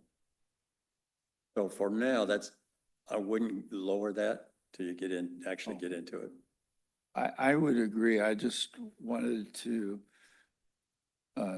hear the understanding about that. So if we need to explain that to the council, they get a clear message is that we believe that there's a necessity for a senior center and the one we have is not good enough. And this is just looking at improving what we have, not necessarily moving to a new space. Correct. If Um, you were to decide to put the senior center somewhere else, we would still say upgrade that building and use it for meeting facilities. Doesn't have to be for seniors. But one way or another, you got to upgrade that building. Right. I completely agree with you. So be clear, the athletic fields, how you did this, no matter where they go, this is the generally estimated price of putting them in, including turf. Correct. And on the detailed estimates that we come up for, like rectangular fields with turf, there's the site, there's the irrigation, there's utilities, there's bleachers, there's backstops, there's lights. There's, all the improvements. So those are fully developed, competitive, fully finished fields. And they're about 4 million a piece. Now, this is one part of this I really do like, because people always talk about building athletic fields and for good athletic fields, like a good pool, you gotta have certain things that's gonna cost. This way they can get a good feel for what it's really going to cost. Because you're saying this is a good estimate. That's for construction. You saw we did put in there for acquisition. Yes. Those rectangular fields have soccer in the middle and then 2 ball fields at each end. So if you built 2 of those, you would get 2 soccer and 4 baseball. But when you put in the acquisition cost, your land is expensive. That's going to be a big item. I feel quite good about that.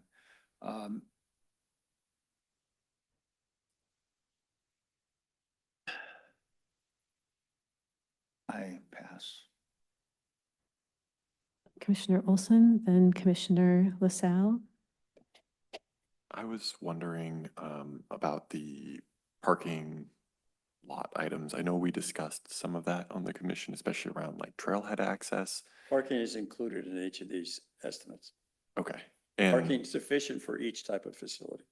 Okay. And is that just based off of parking standards document? For Okay. that kind of facility, correct. Okay. Yeah, I personally tend to be a little less comfortable with those, just because in King County, we've tended to overbuild parking rather than the other way around. When you get into the design phase of any of these projects, you're gonna tweak it based on the site. Some may be a little more difficult in certain areas to develop. Some areas you may find that there's overlap and you don't need to spend as much. But we would say use these ballparks for where you are for now. Gotcha. You'd be conservative. Gotcha. Would that be something where we could just call it like parking improvements or something along those lines instead of additional parking spaces or something like that? I'm thinking language wise, yeah, sorry. So ending that comment, just changing it to parking improvements on that would be my personal preference. And then the other question I have is, could we change what we're calling the pocket parks from like Northeast 182nd? Could we just say, Northwest Kenmore, Northeast Kenmore Pocket Park, something along those lines? So it's a little bit more generic. We've got it on the map still in the plans, but then it's not. Those were the identifiers we put in the Yeah. plan documents, but you can put whatever definition. It would probably be a good idea not to be that specific. Yeah. But then we would need to say area 1, area 2, or whatever to indicate what we're talking about. Yeah. Do that. Yeah. And in some ways I could see that being frustrating in the future. And I'm sure I'll end up hearing a comment of why aren't they telling us where this thing generally is, which is kind of the downside to that. But I think it also addresses I don't know, like I'm reading like Morelands in particular, or one of those where right. We could change the graphic to identify them as neighborhood 1, 2, 3, and 4. That works. And as long as the graphic is associated with it, so you see generally what we're talking about, then we would get away from having what looks like a specific address. Perfect. That's all I've got. Commissioner LaSalle? Yeah, after tonight, you could call me Cassandra, totally fine with that. So just an observation, because we talked about this is an unbinding list.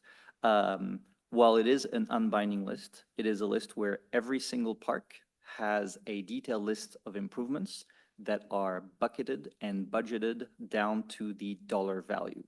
If I am city council and I receive this, my go-to reflex, and maybe that's just me, is going to be, wow, Planning Commission really worked deep to assess every single one of those parks, and we've got exactly what we need already discussed.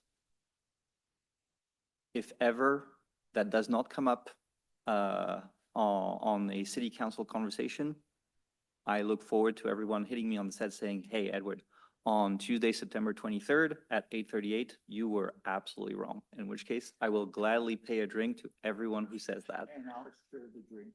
I feel as though I will not be wrong, but let's see. Can I have multiple drinks?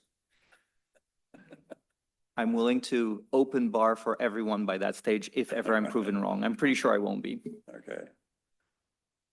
I do have some of the same concerns that I shared earlier that Commissioner LaSalle brought up about some of the detail on this list. Is I know that we saw it all before. In some places, we didn't really have a chance to discuss it and dig into it as a commission. There were some things that I think are coming from very old master plans. And the comment I wrote down here to bring ahead of the meeting was, shouldn't some of these parks have long-term plan updates before we decide what's in the detail? No, sorry, just wanted to add something to what you were saying, specifically as an example, a cute example. Moreland Parks has it budgeted to install the synthetic turf when the first item line above on page 1 is that we need to assess if we can install the synthetic turf. This just to illustrate the lack of optionality and the level of detail that we have in each one of those park improvements. You have catch-22. If you go to a council and you have detailed specifics like this, it's going to say, where in your plan is it? And you have it in your plan. If you go to council and say, we want to do something in Morelands Park, and you give them a number, you're going to say, how did you get the number? What's the number based on? Is there support for that? So you have to decide where you want to be. Do you want to be abstract or do you want to be detailed? And what is council going to ask you? Now, the only reason for us being this detailed is we have to explain where that number came from. And that number then presumes a certain content to the project. It doesn't mean that you have to build exactly the way it's described, but if you don't have some description for it, you can't justify the number. And based on experiences, council doesn't like unknown abstracts. They may disagree, or they may want to qualify or hedge whether or not it's going to be exactly as it's described, but they want to know how you generated it and what it's based on. And that makes perfect sense. I would push back on the fact that so far we've been talking about ballpark numbers. I think 1,987,541 doesn't necessarily meet the definition of a ballpark, but also if we talk about, for example, Linwood Park, we have install a picnic shelter and upgrade a playground, which we're assessing at $471 it kind of leads with, we have a pretty good idea of specifically what upgrades we're suggesting. While I think that while we did talk in general about potential parks individually as part of this commission, I do not feel we got to the point where we're feeling that the upgraded playground is going to be specific enough to get to that number. But that is, again, that is, I feel, the message that's conveyed. But if it's not the case, totally fine. Commissioner Olson?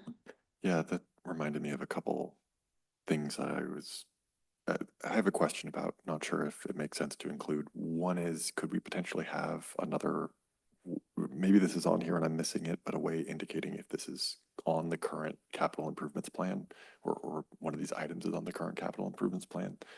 I know there's some of the items, why is this not loading? Where we've got like plans on the top left. Is that supposed to be indicating that? But basically, if some of these items are already on the capital improvements plan and there were, these numbers are based on something specific, we keep that. And then otherwise, I'm wondering, would it be possible to actually kind of make it a little bit more abstract, round to the nearest $10,000, whatever it may be, or potentially add like a larger contingency off of these base original assumptions that would inflate the costs some, but it would. We can do that. We can round, sure. Okay, and then lastly, when I'm looking at synthetic turf, potentially changing the synthetic turf language towards field capacity improvements or something along those lines. I know there's a couple options on synthetic turf recently. I guess it's not technically synthetic, but I've seen like cork turfs are a thing. And so depending on what concerns residents may have, that gives them the sense that, hey, it's not necessarily decided that it's going to be synthetic. Then that can be weighed. And when it's presented, it can be, well, we looked at cork. Cork is incredibly expensive. We can maybe do that, but this is the cost versus synthetic, or I don't know what other options there I are. think that would be done in feasibility.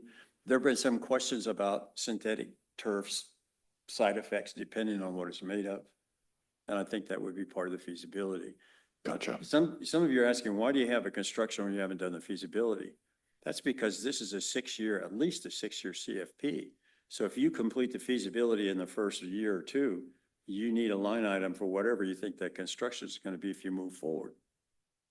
Now, if you decide in the feasibility that it just not practical or just not desirable, you can delete the construction item.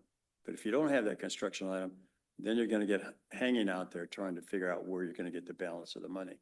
Gotcha. Yeah, and that makes perfect sense to me to have an item here. I think just trying to change the wording or to try and make it a little more, not vague, but still defining what the underlying goal is without maybe getting into the specifics of it. Into the bogus word of synthetic, sure.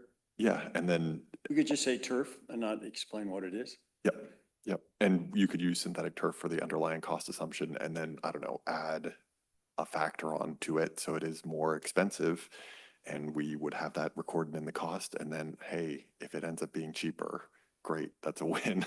But if it doesn't, then we're not shocked by that. So that way that option's there. So right. Yeah. Commissioner Macias? Tom, if I can just clarify, out of the chapter 6 for the pros plan park sheets, will those be updated to align further with what we decide here on this development? Or is that, I mean, that's kind of outlining how you got to that cost. That was an earlier discussion. Is that these kind of carry over, these marry with those parks sheets separately in chapter 6? When we did chapter 6, you remember the workshop we had with you, went through every park site and we looked at what the old master plan said and we edited. Yeah. And we took some things out and we put things in new. To generate this list, I looked at what we put in those Okay. individual park sheets and what's in chapter 5 that's generic. And that's where Okay. this list came from. They need to be consistent. You don't want things in the park sheets that you clearly disagree with. And you don't want things in this list that you clearly disagree with.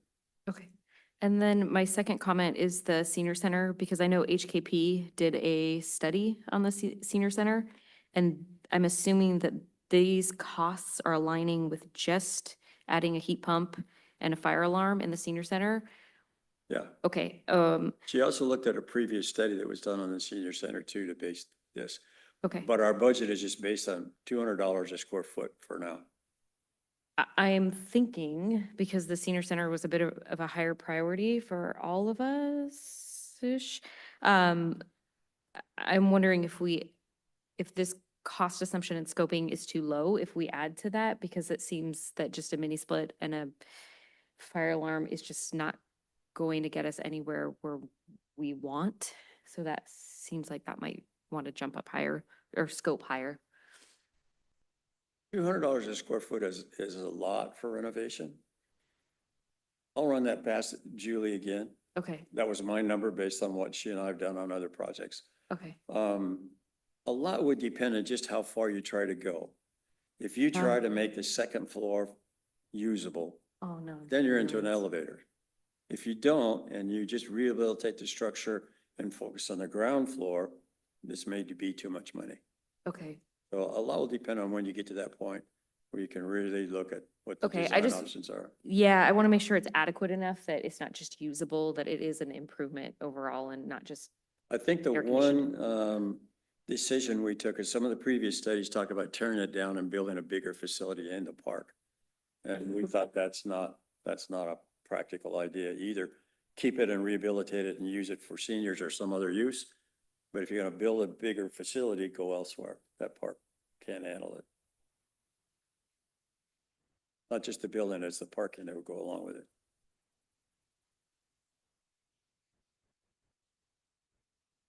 Okay, I have a request to take a break, which I think is a good idea. So let us take a break until 8:55.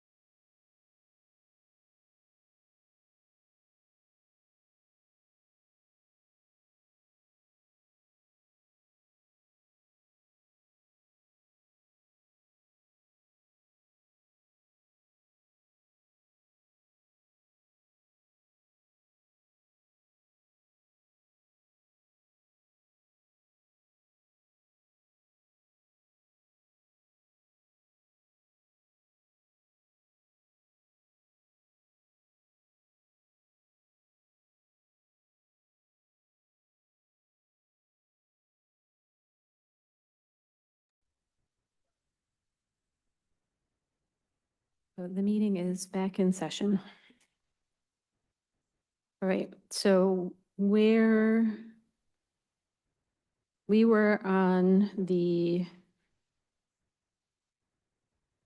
development parks section. Does anyone have an outstanding comment on this section? Vice Chair Thompson, go ahead. Thank you, Madam Chair. I would, seeing some of the struggles that all of us are having with some of the details, I would propose that the Planning Commission establish a ad hoc, short-term subcommittee to deal with the issues of detail and coordination, should there need to be, between the document and this list. And that the committee have a report, preferably by the end of the public hearing, or that night, shall we say. I'm open to suggestions, Madam Chair. Your intention is for the committee, the subcommittee, to have recommendations that can be incorporated into the document that we approve after the public hearing? Is that what your proposal is? What I understand is that on the agenda of the night of the public hearing, that we are supposed to try to finish the plan element so that it can move to the council. So that's why I'm suggesting that, at least on that perspective, we report back that evening. Now, if I'm incorrect, we can change.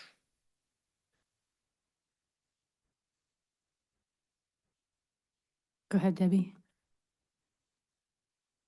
I'm unclear on the purpose of the subcommittee. I think we're pretty close to getting agreement. We've got agreement on the goals, policies, and objectives. We're getting agreement on this broad unconstrained list. I understand there are still some comments about what should or should not be on the list and how those relate to the pros plan. That's a separate discussion that we'll be bringing the pros plan back, and you'll be able to have the opportunity to go over the full draft element of the, I won't say element, the full pros plan separately.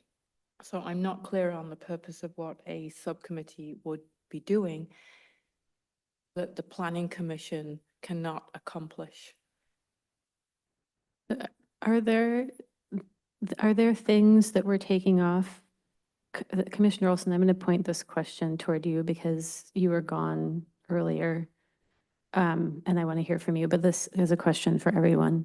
Are there things that we've already taken off that you do want to discuss later? Because earlier we had talked about things might get taken off, but we could discuss them later. I think the only things that I wanted to discuss later were items in that first section, which were basically just trail connections. And mostly because while they appear to be stub trails, to me, from my reading of them, appear to be stub trails that do connect features in a cohesive manner, like connecting Wayne Golf Course with Inglemore, for instance. That is a substantive connection when we look at the grand scheme of things. But that'd be something that I think we'd just be looking at when the pros plan is brought back fully. I think a subcommittee could be useful to look at those particular things, because I agree that I think we're getting good agreement about what can be taken out so that we can approve this to go to public hearing and then make a recommendation to council. Vice Chair Thompson, would that be, in your mind, something that you would be Yes. comfortable with a subcommittee taking up? Okay. Commissioner Olson, would you want to be it? Would you consider being on the subcommittee? Think about that. And Commissioner Vanderland is going to say something. Yes, you can be sure that Commissioner Mandel will have something to say. I would suggest that before we close on that motion, that we wait till we've continued. At this point, it looks like we have only one item. And originally what we had said was that we'd take a list of these items we wanted to come back and have further discussion on. And I think if there's just one item or maybe two, well, yes, but they're all related, right? Yeah. So if we come back and have that discussion, we don't need a subcommittee in the whole committee. And it wouldn't hold up the public hearing. Okay. I like the idea, Vice Chair Thompson. Let's hold on it and talk about it again at the end of this meeting. So let's get through the rest of this element here. Before we move, does anyone have anything else on development parks, that section, before I make a comment?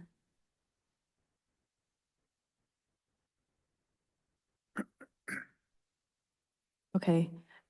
What I had started to say before is that it feels to me like some of these parks should have a long-term update before we decide what's in the detail. And your point, Tom, is very well taken, that you have to have some detail so that you can make a cost estimate. Otherwise, there's nothing to cost estimate. But I think still my niggling concern is that when these things get put in these lists and we recommend them, it becomes for our council and the public something that the Planning Commission has recommended. And there are things in here that I do think are coming from old, very, very old master plans that I think really need a look before we move forward with them that way. For example, I know that the sports court got taken out of the Wallace Swamp Creek Park page, and that was something that was in the old master plan, but I don't know why community garden is there. And I feel like I'm not opposed to there being a community garden there, but I feel like that requires like a holistic look at the land and the space and I don't know, community need or community access. And then there's already a parking lot there, so I don't know why we would develop parking.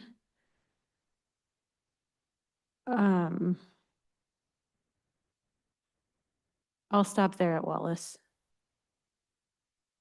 I don't know, Tom, do you want to say anything about that or should That I was keep going? parking improvements. It was not to develop more.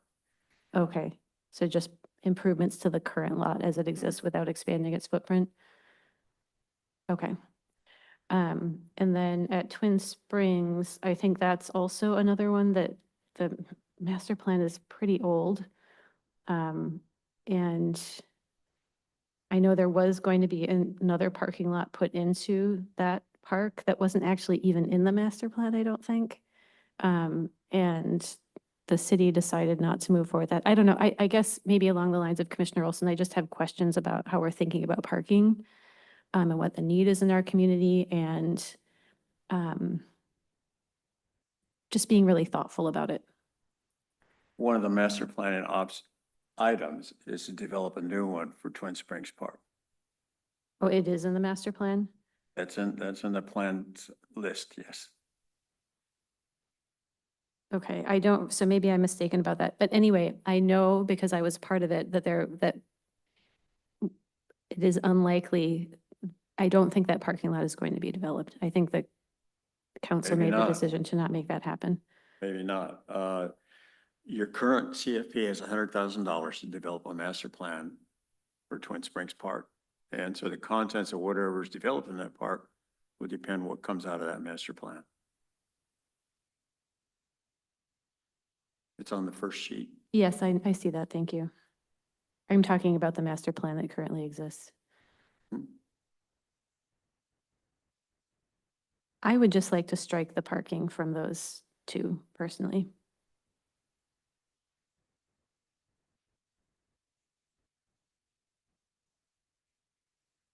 I'm seeing 2 nods. Is that something that people seeing 4 nods?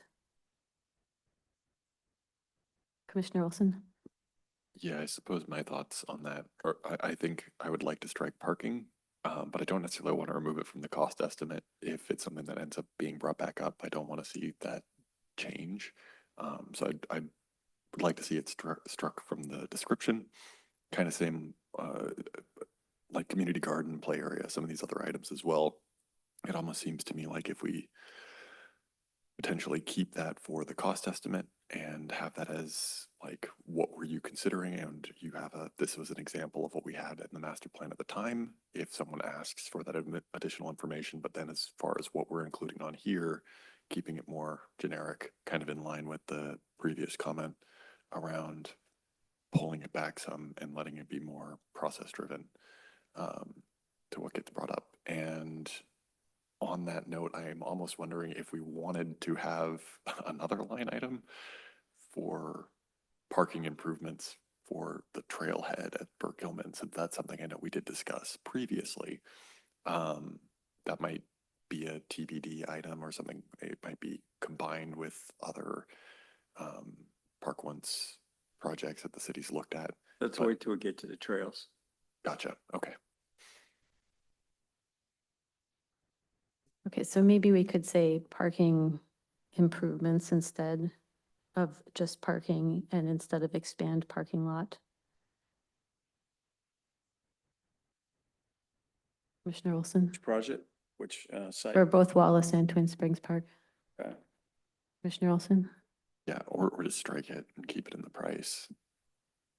I wouldn't be opposed to just striking that. And if it's done as part of the project proposal, it could be evaluated at that time.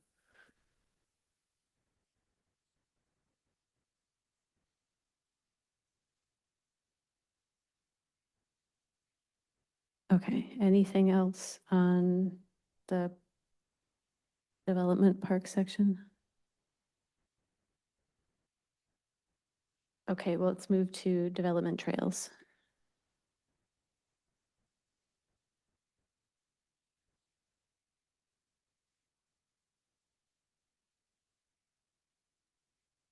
The bulk of these are identified in chapter 5 under the citywide element.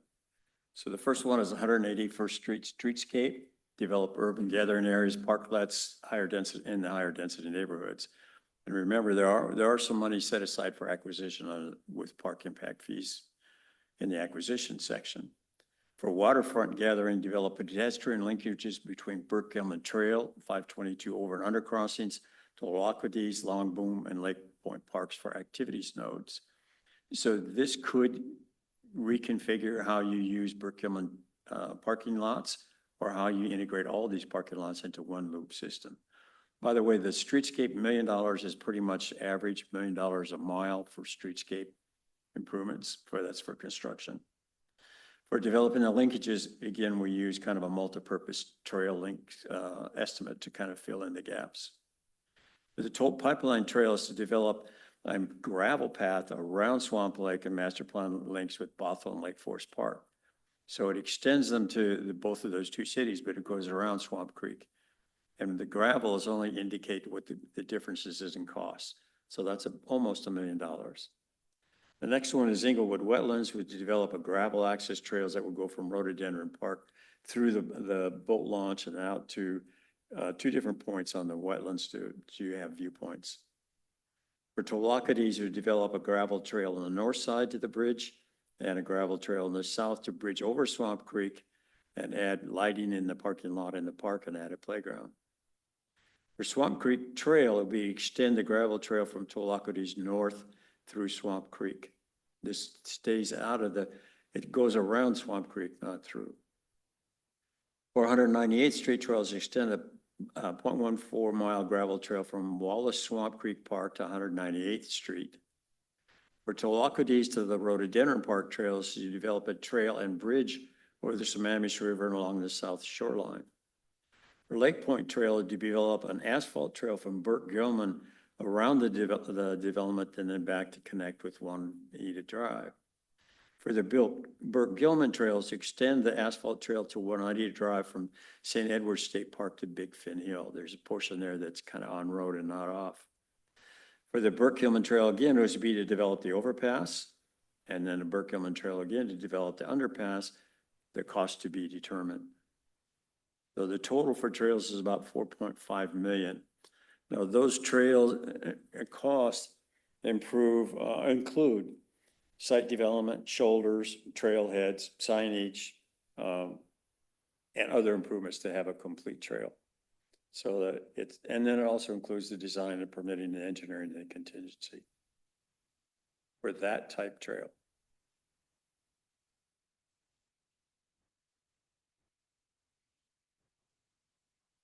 Commissioner Olson, was that a hand raise? Kind Yes, of, okay. just following up on the last thing. Yeah, I wouldn't, I think I would like to see trailhead improvements, just very generic, and that would be for potential parking improvements. That's included in every trail estimate. We estimate 5 miles of trail as our baseline to come up with the cost. And those include everything, including proportional trailheads. And then we average that per mile, then we multiply that time whatever miles we're gonna do. Gotcha. Includes some sense that there will be some kind of trailhead where there isn't any on some of these trails. Okay. Yeah, I guess I was thinking, and maybe this is covered in the Burke Gilman Trail, extend 0.25 mile asphalt trail to Juanita Drive. That's probably where that would be then. But I guess I was just thinking more for dedicated access to the Burke Gilman, but some of these are intersecting, so that's We didn't, probably. I know we discussed that, but we did not include an acquisition of a parking lot just to Gilman. The trail around Lake Point, we're presuming that you would come across 522 and the Burke Gilman, and at that point, extend that down in and around Lake Point and back to Juanita Drive. Gotcha. Okay. And I believe that there is plans for a parking garage in the future on that side, so that would work for me. Okay, never mind.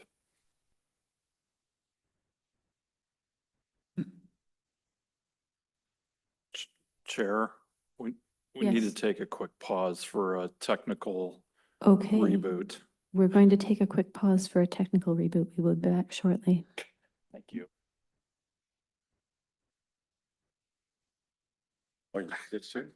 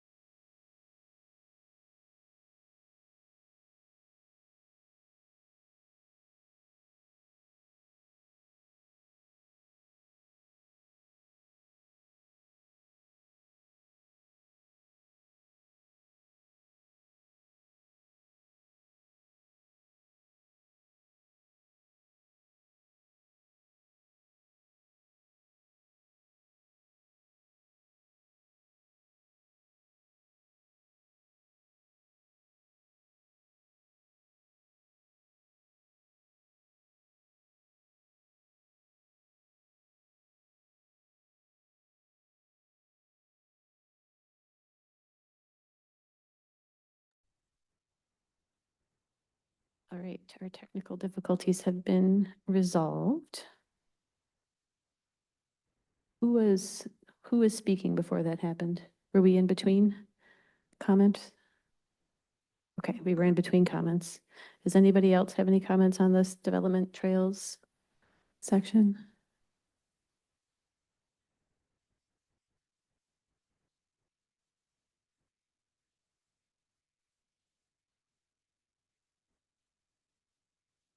I am just going to say for the record, without requesting any changes, that I do have some similar concerns to the ones that I have expressed in other sections that I do, although understand that we saw some of these things earlier, I do not feel like we really kind of dug into them and did extensive thought together about like what exactly the trail system would be. So to see them all listed out here saying exactly where and how is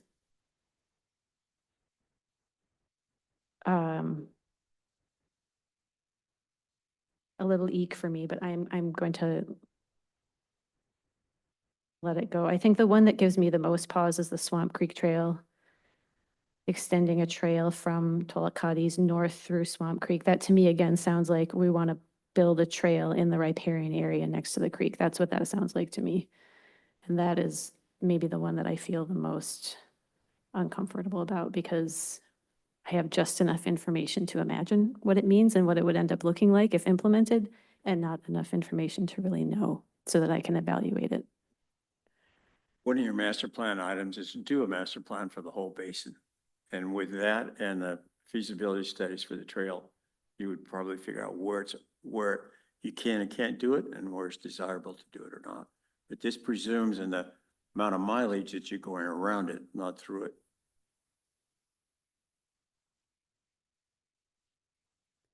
Commissioner LaSalle? I agree with what you just said.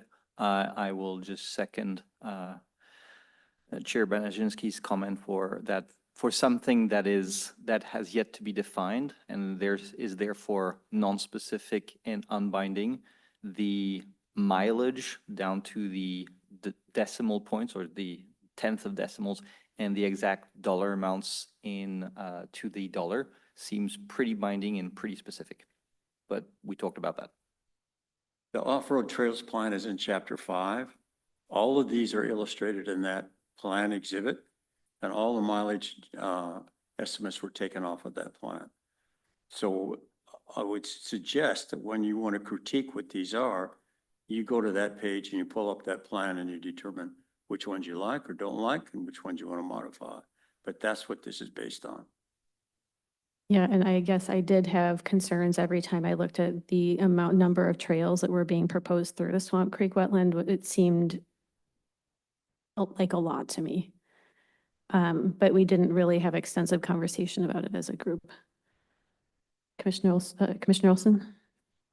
Yeah, I also was kind of wondering on these ones in particular if we could take a similar approach to what we discussed on the section above, where we intentionally round some of this to acknowledge that it is variable.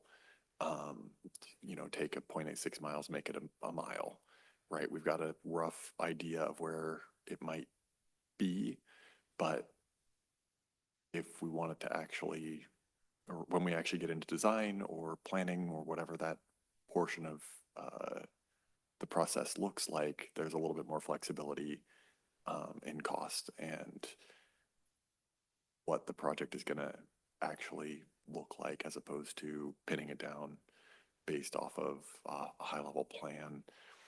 And once again, hopefully we end up being a little cheaper. But We'll round all the estimates for all the elements. and then also I was not just the estimates, but the descriptions as well, right? Taking it and making it a little more generic, right? Develop a approximately 2.5 mile trail or whatever it may be, potentially even getting rid of some of the language around what type of trail Yeah, we're we looking can do at, that too. things like that. Sure, we can put an about And, in front of and each one. feel free to keep information Sure. on your end for your Yeah. estimates and records, but yeah. Okay, Commissioner Vanderlyn, then Commissioner Macias. Sounds like we have some commissioners who are uncomfortable with the level of detail of understanding we have about the trails and the potential for them, planning, potentially including crossing Swamp Creek. So do we just want to take those out of there? We said that we would identify ones that we wanted to come back and get more information on to look at a separate agenda at a different time. Is this something we wanted to do with these?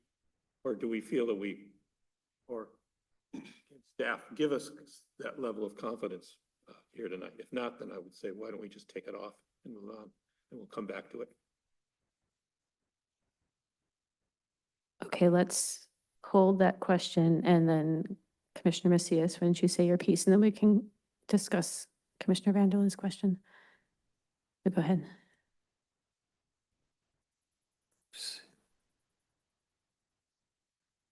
I'm just what, is there any way to pull up this there's this map of the proposed off-road trails. Is this what is this what we're talking about? It's like page 65 of the draft plan. Remember it had the little like people and it had the little dashed marks. Is that Yes, this? that's what this. that's what this is based on. Okay. Okay. Would it be helpful to pull that up so we're looking at that side by side? Because I think it makes more sense of where these are.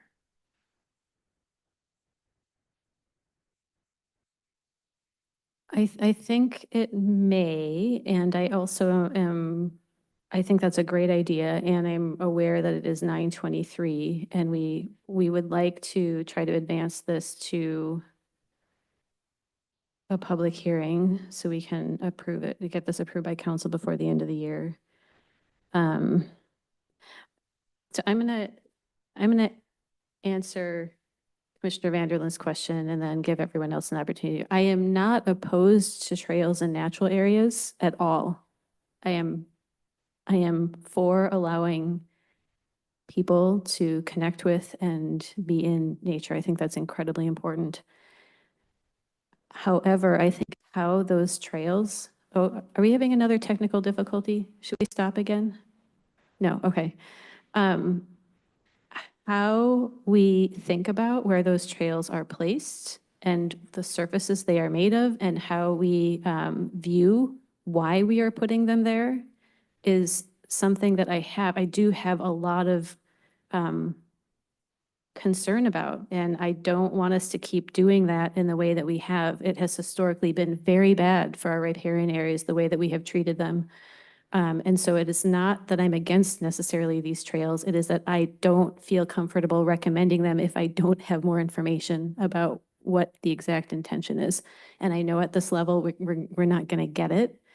And so I guess maybe we could treat this as the same way that we did with the earlier sections and just take the ones out. If anyone is incredibly uncomfortable with one, take it out, come back so that we can pass this, that everybody feels good about what we're recommending, and then we can come back and talk about them, add them in later. Maybe this is a good reason to have a subcommittee, not one that necessarily makes a recommendation before the public hearing or after it, but that kind of, so we have a space to think about these things ongoing so that we're ready to talk about them when it comes back to us next. I'm open to that idea. Anybody else have any ideas or thoughts about Commissioner Vanderlin's question, which was, could we just think about taking line items out that we feel uncomfortable with? Yes, go ahead, Commissioner Vanderlin. Just to be clear, basically what I'm suggesting is as we said earlier, we would table this discussion, come back assuming we have agenda time, staff would come back and answer our questions in more detail so we can come up with a better understanding. And then we may choose at that point to leave it off the list, or we may decide that there's sufficient information that we feel comfortable that we leave it on the list. Sounds like right now we just don't feel like we have enough information unless we can pull up chapter 5 information to look at right now. But it sounds like if we're not ready, we don't feel comfortable, let's just take it off the list for now. Give us staff an opportunity to come back and answer our questions, and then we can assess whether or not we want to take it or leave it on the list. I don't know that we need a separate committee to do that. I think it would be better to do it as a commission as a whole, because I don't think this necessarily would take a whole lot of meeting time. So that's my. Okay, yes, go ahead, Debbie. I have another thought. I think what you're getting hung up on is the specifics of this. And I think it's that balance between the idea that you're looking for connectivity in trails. The details of where they're going to be, I think, is to be determined, and we would not put a trail in somewhere which had an impact to habitat or the natural areas. So the other thing would be you could either put some sort of disclaimer or some kind of additional notes to sort of say that trails actual trail location, trail material will be determined based on feasibility. So I think just because it's in there doesn't need, we're not saying it shall, just because it's on the list, to your previous point, doesn't necessarily mean it will be built without first understanding, A, if it's feasible, and what are some of the issues that you're addressing, whether it's should we or shouldn't we? If we're going to do it, how are we going to mitigate it? Is that the best place for a trail, or is there somewhere else? But I think the overall purpose of this is to say that there is more of a need to provide trail connections. And as a lot of Kenmore is the natural areas, then we have to decide then that balance between and priority of protecting the natural areas, but also kind of making sure that there's some connection and access as well.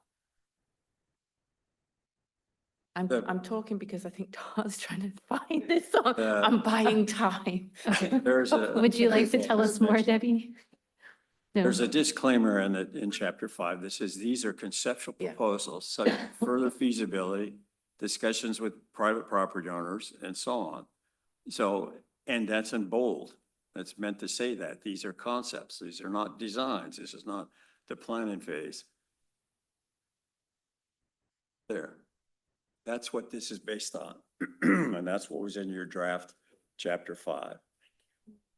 The dots are proposed trails.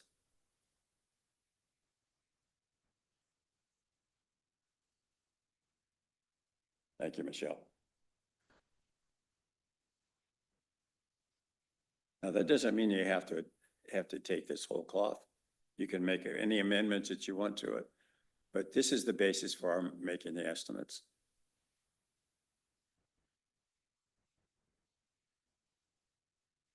Yes, I'm sorry. Vice Chair Thompson, go ahead. I was going to suggest as an example on Swamp Creek Trail under development trails. And it says park north through Swamp Creek.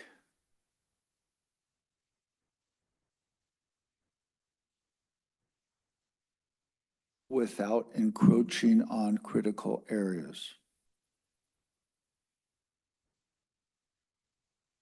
We had that discussion after we went through the graphics, and that's why it's 0.86 miles. It goes actually around, not as shown in that one particular graphic. But that's fine. We can do that. Could you put the map back, please? I'm sorry. Thank you. Commissioner Olson? Yeah, I agree with Commissioner Thompson's point there. It seems like the type of thing where we can just spell it out here. So that way, hopefully council doesn't take it as gospel or take it more, assume we've thought about it more than we have. I also liked Debbie's point there of putting some sort of disclaimer, potentially even taking what we've got from the pros plan and putting it on maybe like right beneath the caption as part of like a subheading. Just noting the caveats for the trail section so that it's clear that these are planning level, not design items. I think that would assuage the concerns that I have at this moment. And this is kind of was my initial assumption on this. But I see the concern from my fellow commissioners and think it makes sense.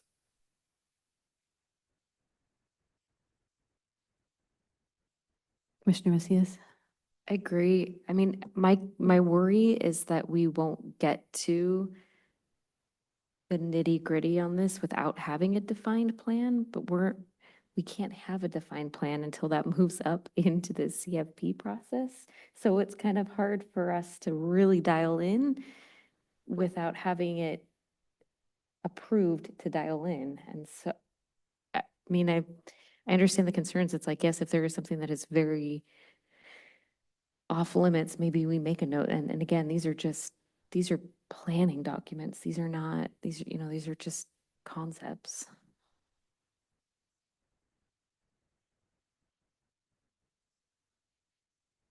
Just for clarification, the brown, this is proposed off-road trails, the brown dot that is, These are all off-road trails. So the solid brown exists and the dotted browns are proposed. Okay, is And the, after we reviewed this with you, we modified a couple items on this graphic. One, toll does not go through the wetlands. And number 5 goes around rather than alongside the creek. okay, so has this map not been updated then? We were translating these into GIS bases being done by your staff, so I did not redo this. Okay, so because I was, This is not the graphic formats that will appear in your post plan. These were the drafts that I developed when I did the languages. okay, because to me, it looks like the toll pipeline through the wetland is still on here. Initially, it was to be a buffer kind of trail, but that's not what we discussed when we did the workshop with you. Okay, so this map is not up to date with our current conversations. Okay, Correct. all right, Correct. all right. Anybody else?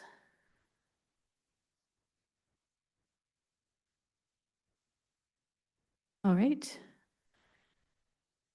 I think that we can move on from this element to the next.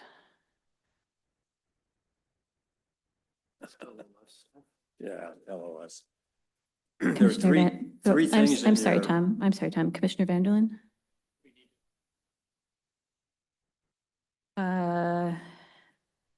We probably will, but let's see how far we get in the next 20 minutes, and then we'll decide. This, Thank you for the reminder. this next item isn't going to take any time at all because you've already gone through it.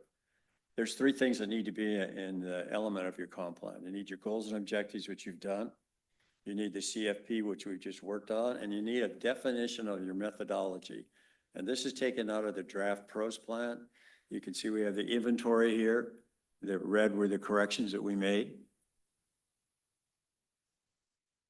Okay, there we go. There. This is the level of service, and we, can you manipulate me? Better fingers than I do. These are the benchmarks that we took from NRPA and how you stack up against them. And then the shaded area were our conclusions and implications of each. Go on.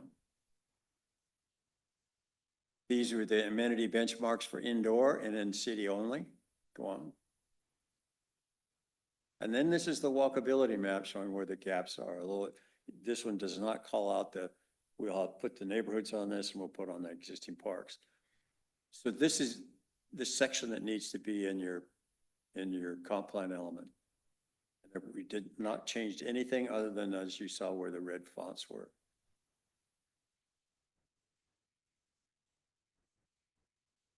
Okay.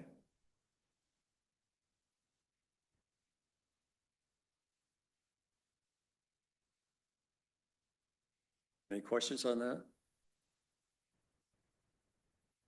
Any questions or comments, commissioners?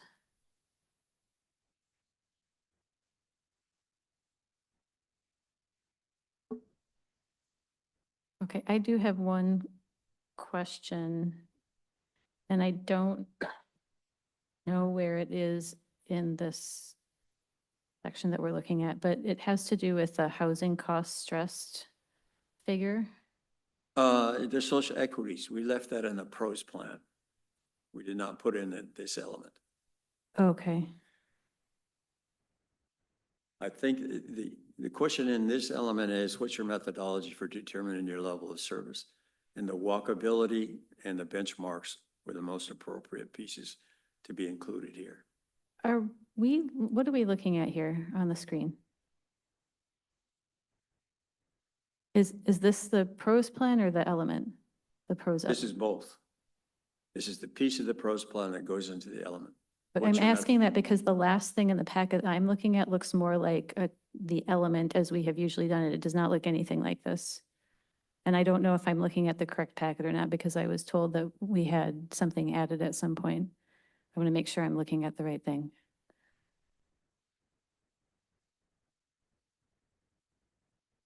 Is this, Debbie and Todd, do you know if like what we're looking at on the screen here, what is the last thing in the packet?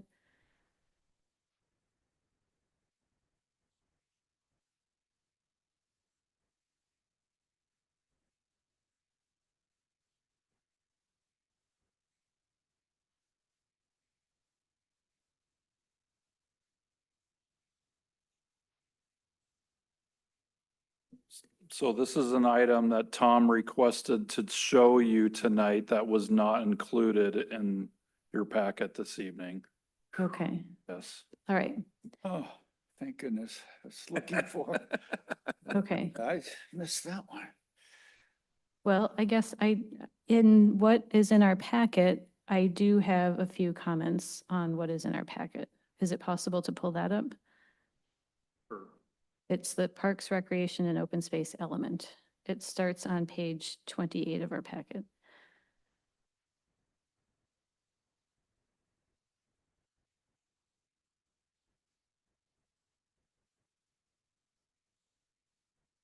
It's the very last attachment. It's the Parks, Recreation, and Open Space element. Yeah, yeah, page 28 of the packet, 28 of 55.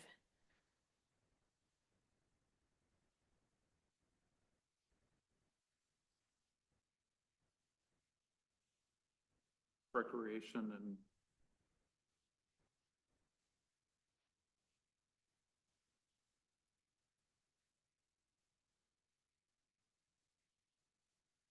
There it is. Sorry. Yeah,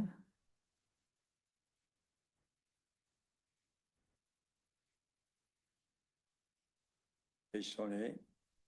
that's where it starts, but that's not where my question is. My first comment is on page 31.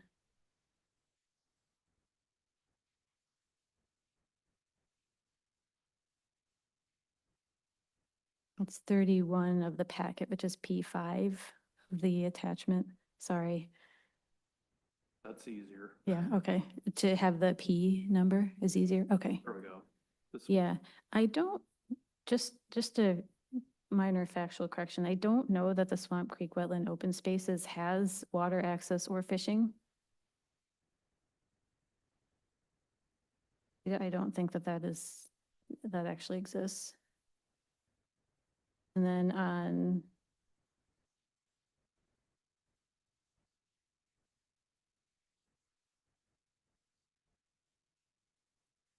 but yeah, so the social equity is in the element. It's on page P14.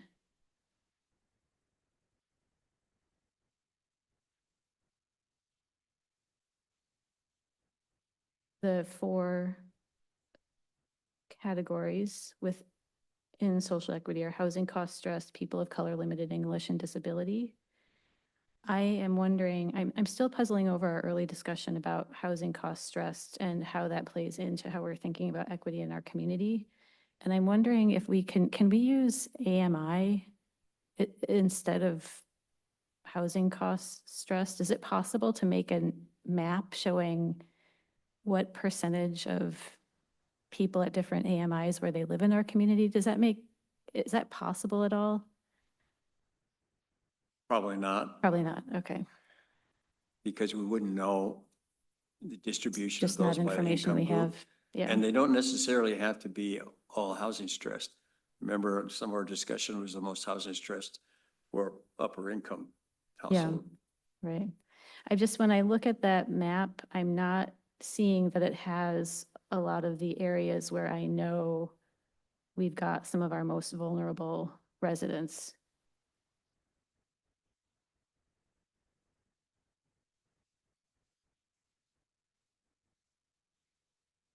Guess if I had to pick What was on there? It was just a different, no, you weren't, stay in your park and recreation element.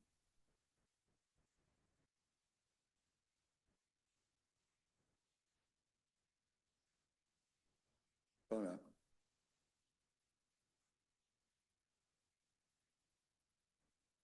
are you looking for the housing costs There. map? There you go. Yeah, P15.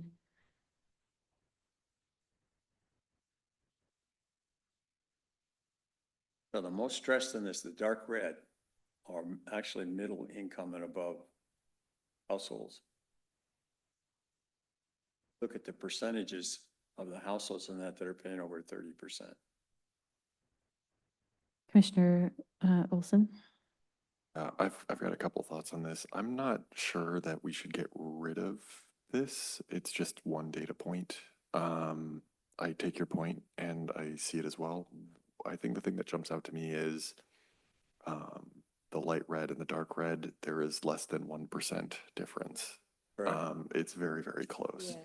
The other piece of this is that where the light red exists, we have some locations of lower cost housing, which probably has combinations of people who are, one, both housing stressed, and two, probably less housing stressed than they would be otherwise because the cost of housing is lower. It might be worth having a caveat on the bottom of this and potentially noting this is, like noting the point of the data is that this is aggregated data and that this does not account for local peaks or more refined data instead, but I wouldn't necessarily get rid of it. And then this is a point I brought up previously, but one thing that someone I know has run into is they're working doing home care aids, and they are finding a lot of people who are living in apparently wealthy areas where it's multiple people to one house. And that is also not going to be, I'm wondering how much of that's showing up on this map is my thought on this. So I wouldn't necessarily get rid of the data. I think having a note there might be a good thing. We could insert that in the text descriptions, Yeah, the qualifications. and then the one other thing is maybe toning down the dark red. I feel like it makes it look like it's way worse than something that's less than a percentage point difference. And while that's almost entirely psychological, might have a little bit of benefit there too. Those are points well taken. Thank you, Commissioner Olson. Does anybody else have any comments on the element? Or should I have a few more. I can keep going, but I want to make space for you all too. Okay, so the next thing that I pulled up was on page P19. When Julie was here last time, she talked about switching the language from master plan to something different. Like, I think she had said long-term plans, but I see in other parts of our packet tonight, we had strategic plans. So I saw it in this element and I flagged it, look for all instances of this and replace it with whatever language we're going to use going forward.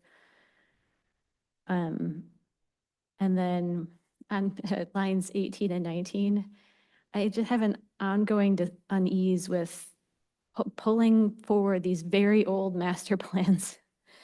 I want, should we attach those? I'm just afraid that they're going to cause more confusion than clarity. I agree. Is my concern. That shouldn't be included. Okay, so no master plans in Appendix A. Great. Then my next comment is, this is just a very, very minor one on P23.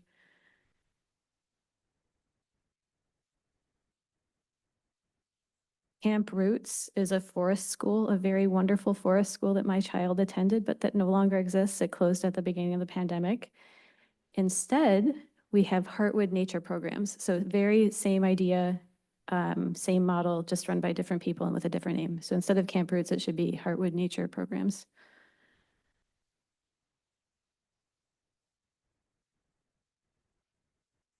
And then that's all that I had on the element section. Commissioners, anything else? Commissioner Macias?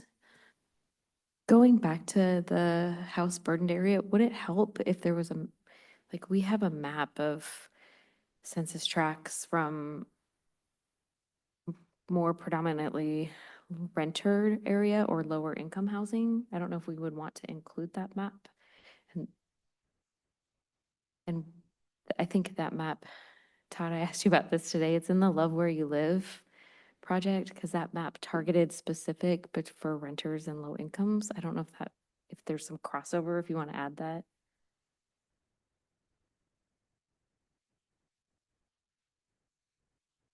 I like that idea. Commissioner Olson? That's all I was going to say. I like that idea as well. Yeah. Okay, anything else on the element? All right, This is not the element. This is your pros plan. it is the element that we're looking at. This is your pros plan. This is not what's going in in the element for your public hearing? The thing that I am looking at in our packet says Parks, Recreation, and Open Space element.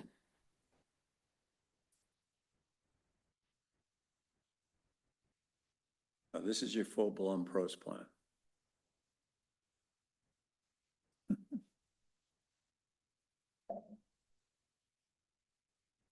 Okay, I stand corrected then.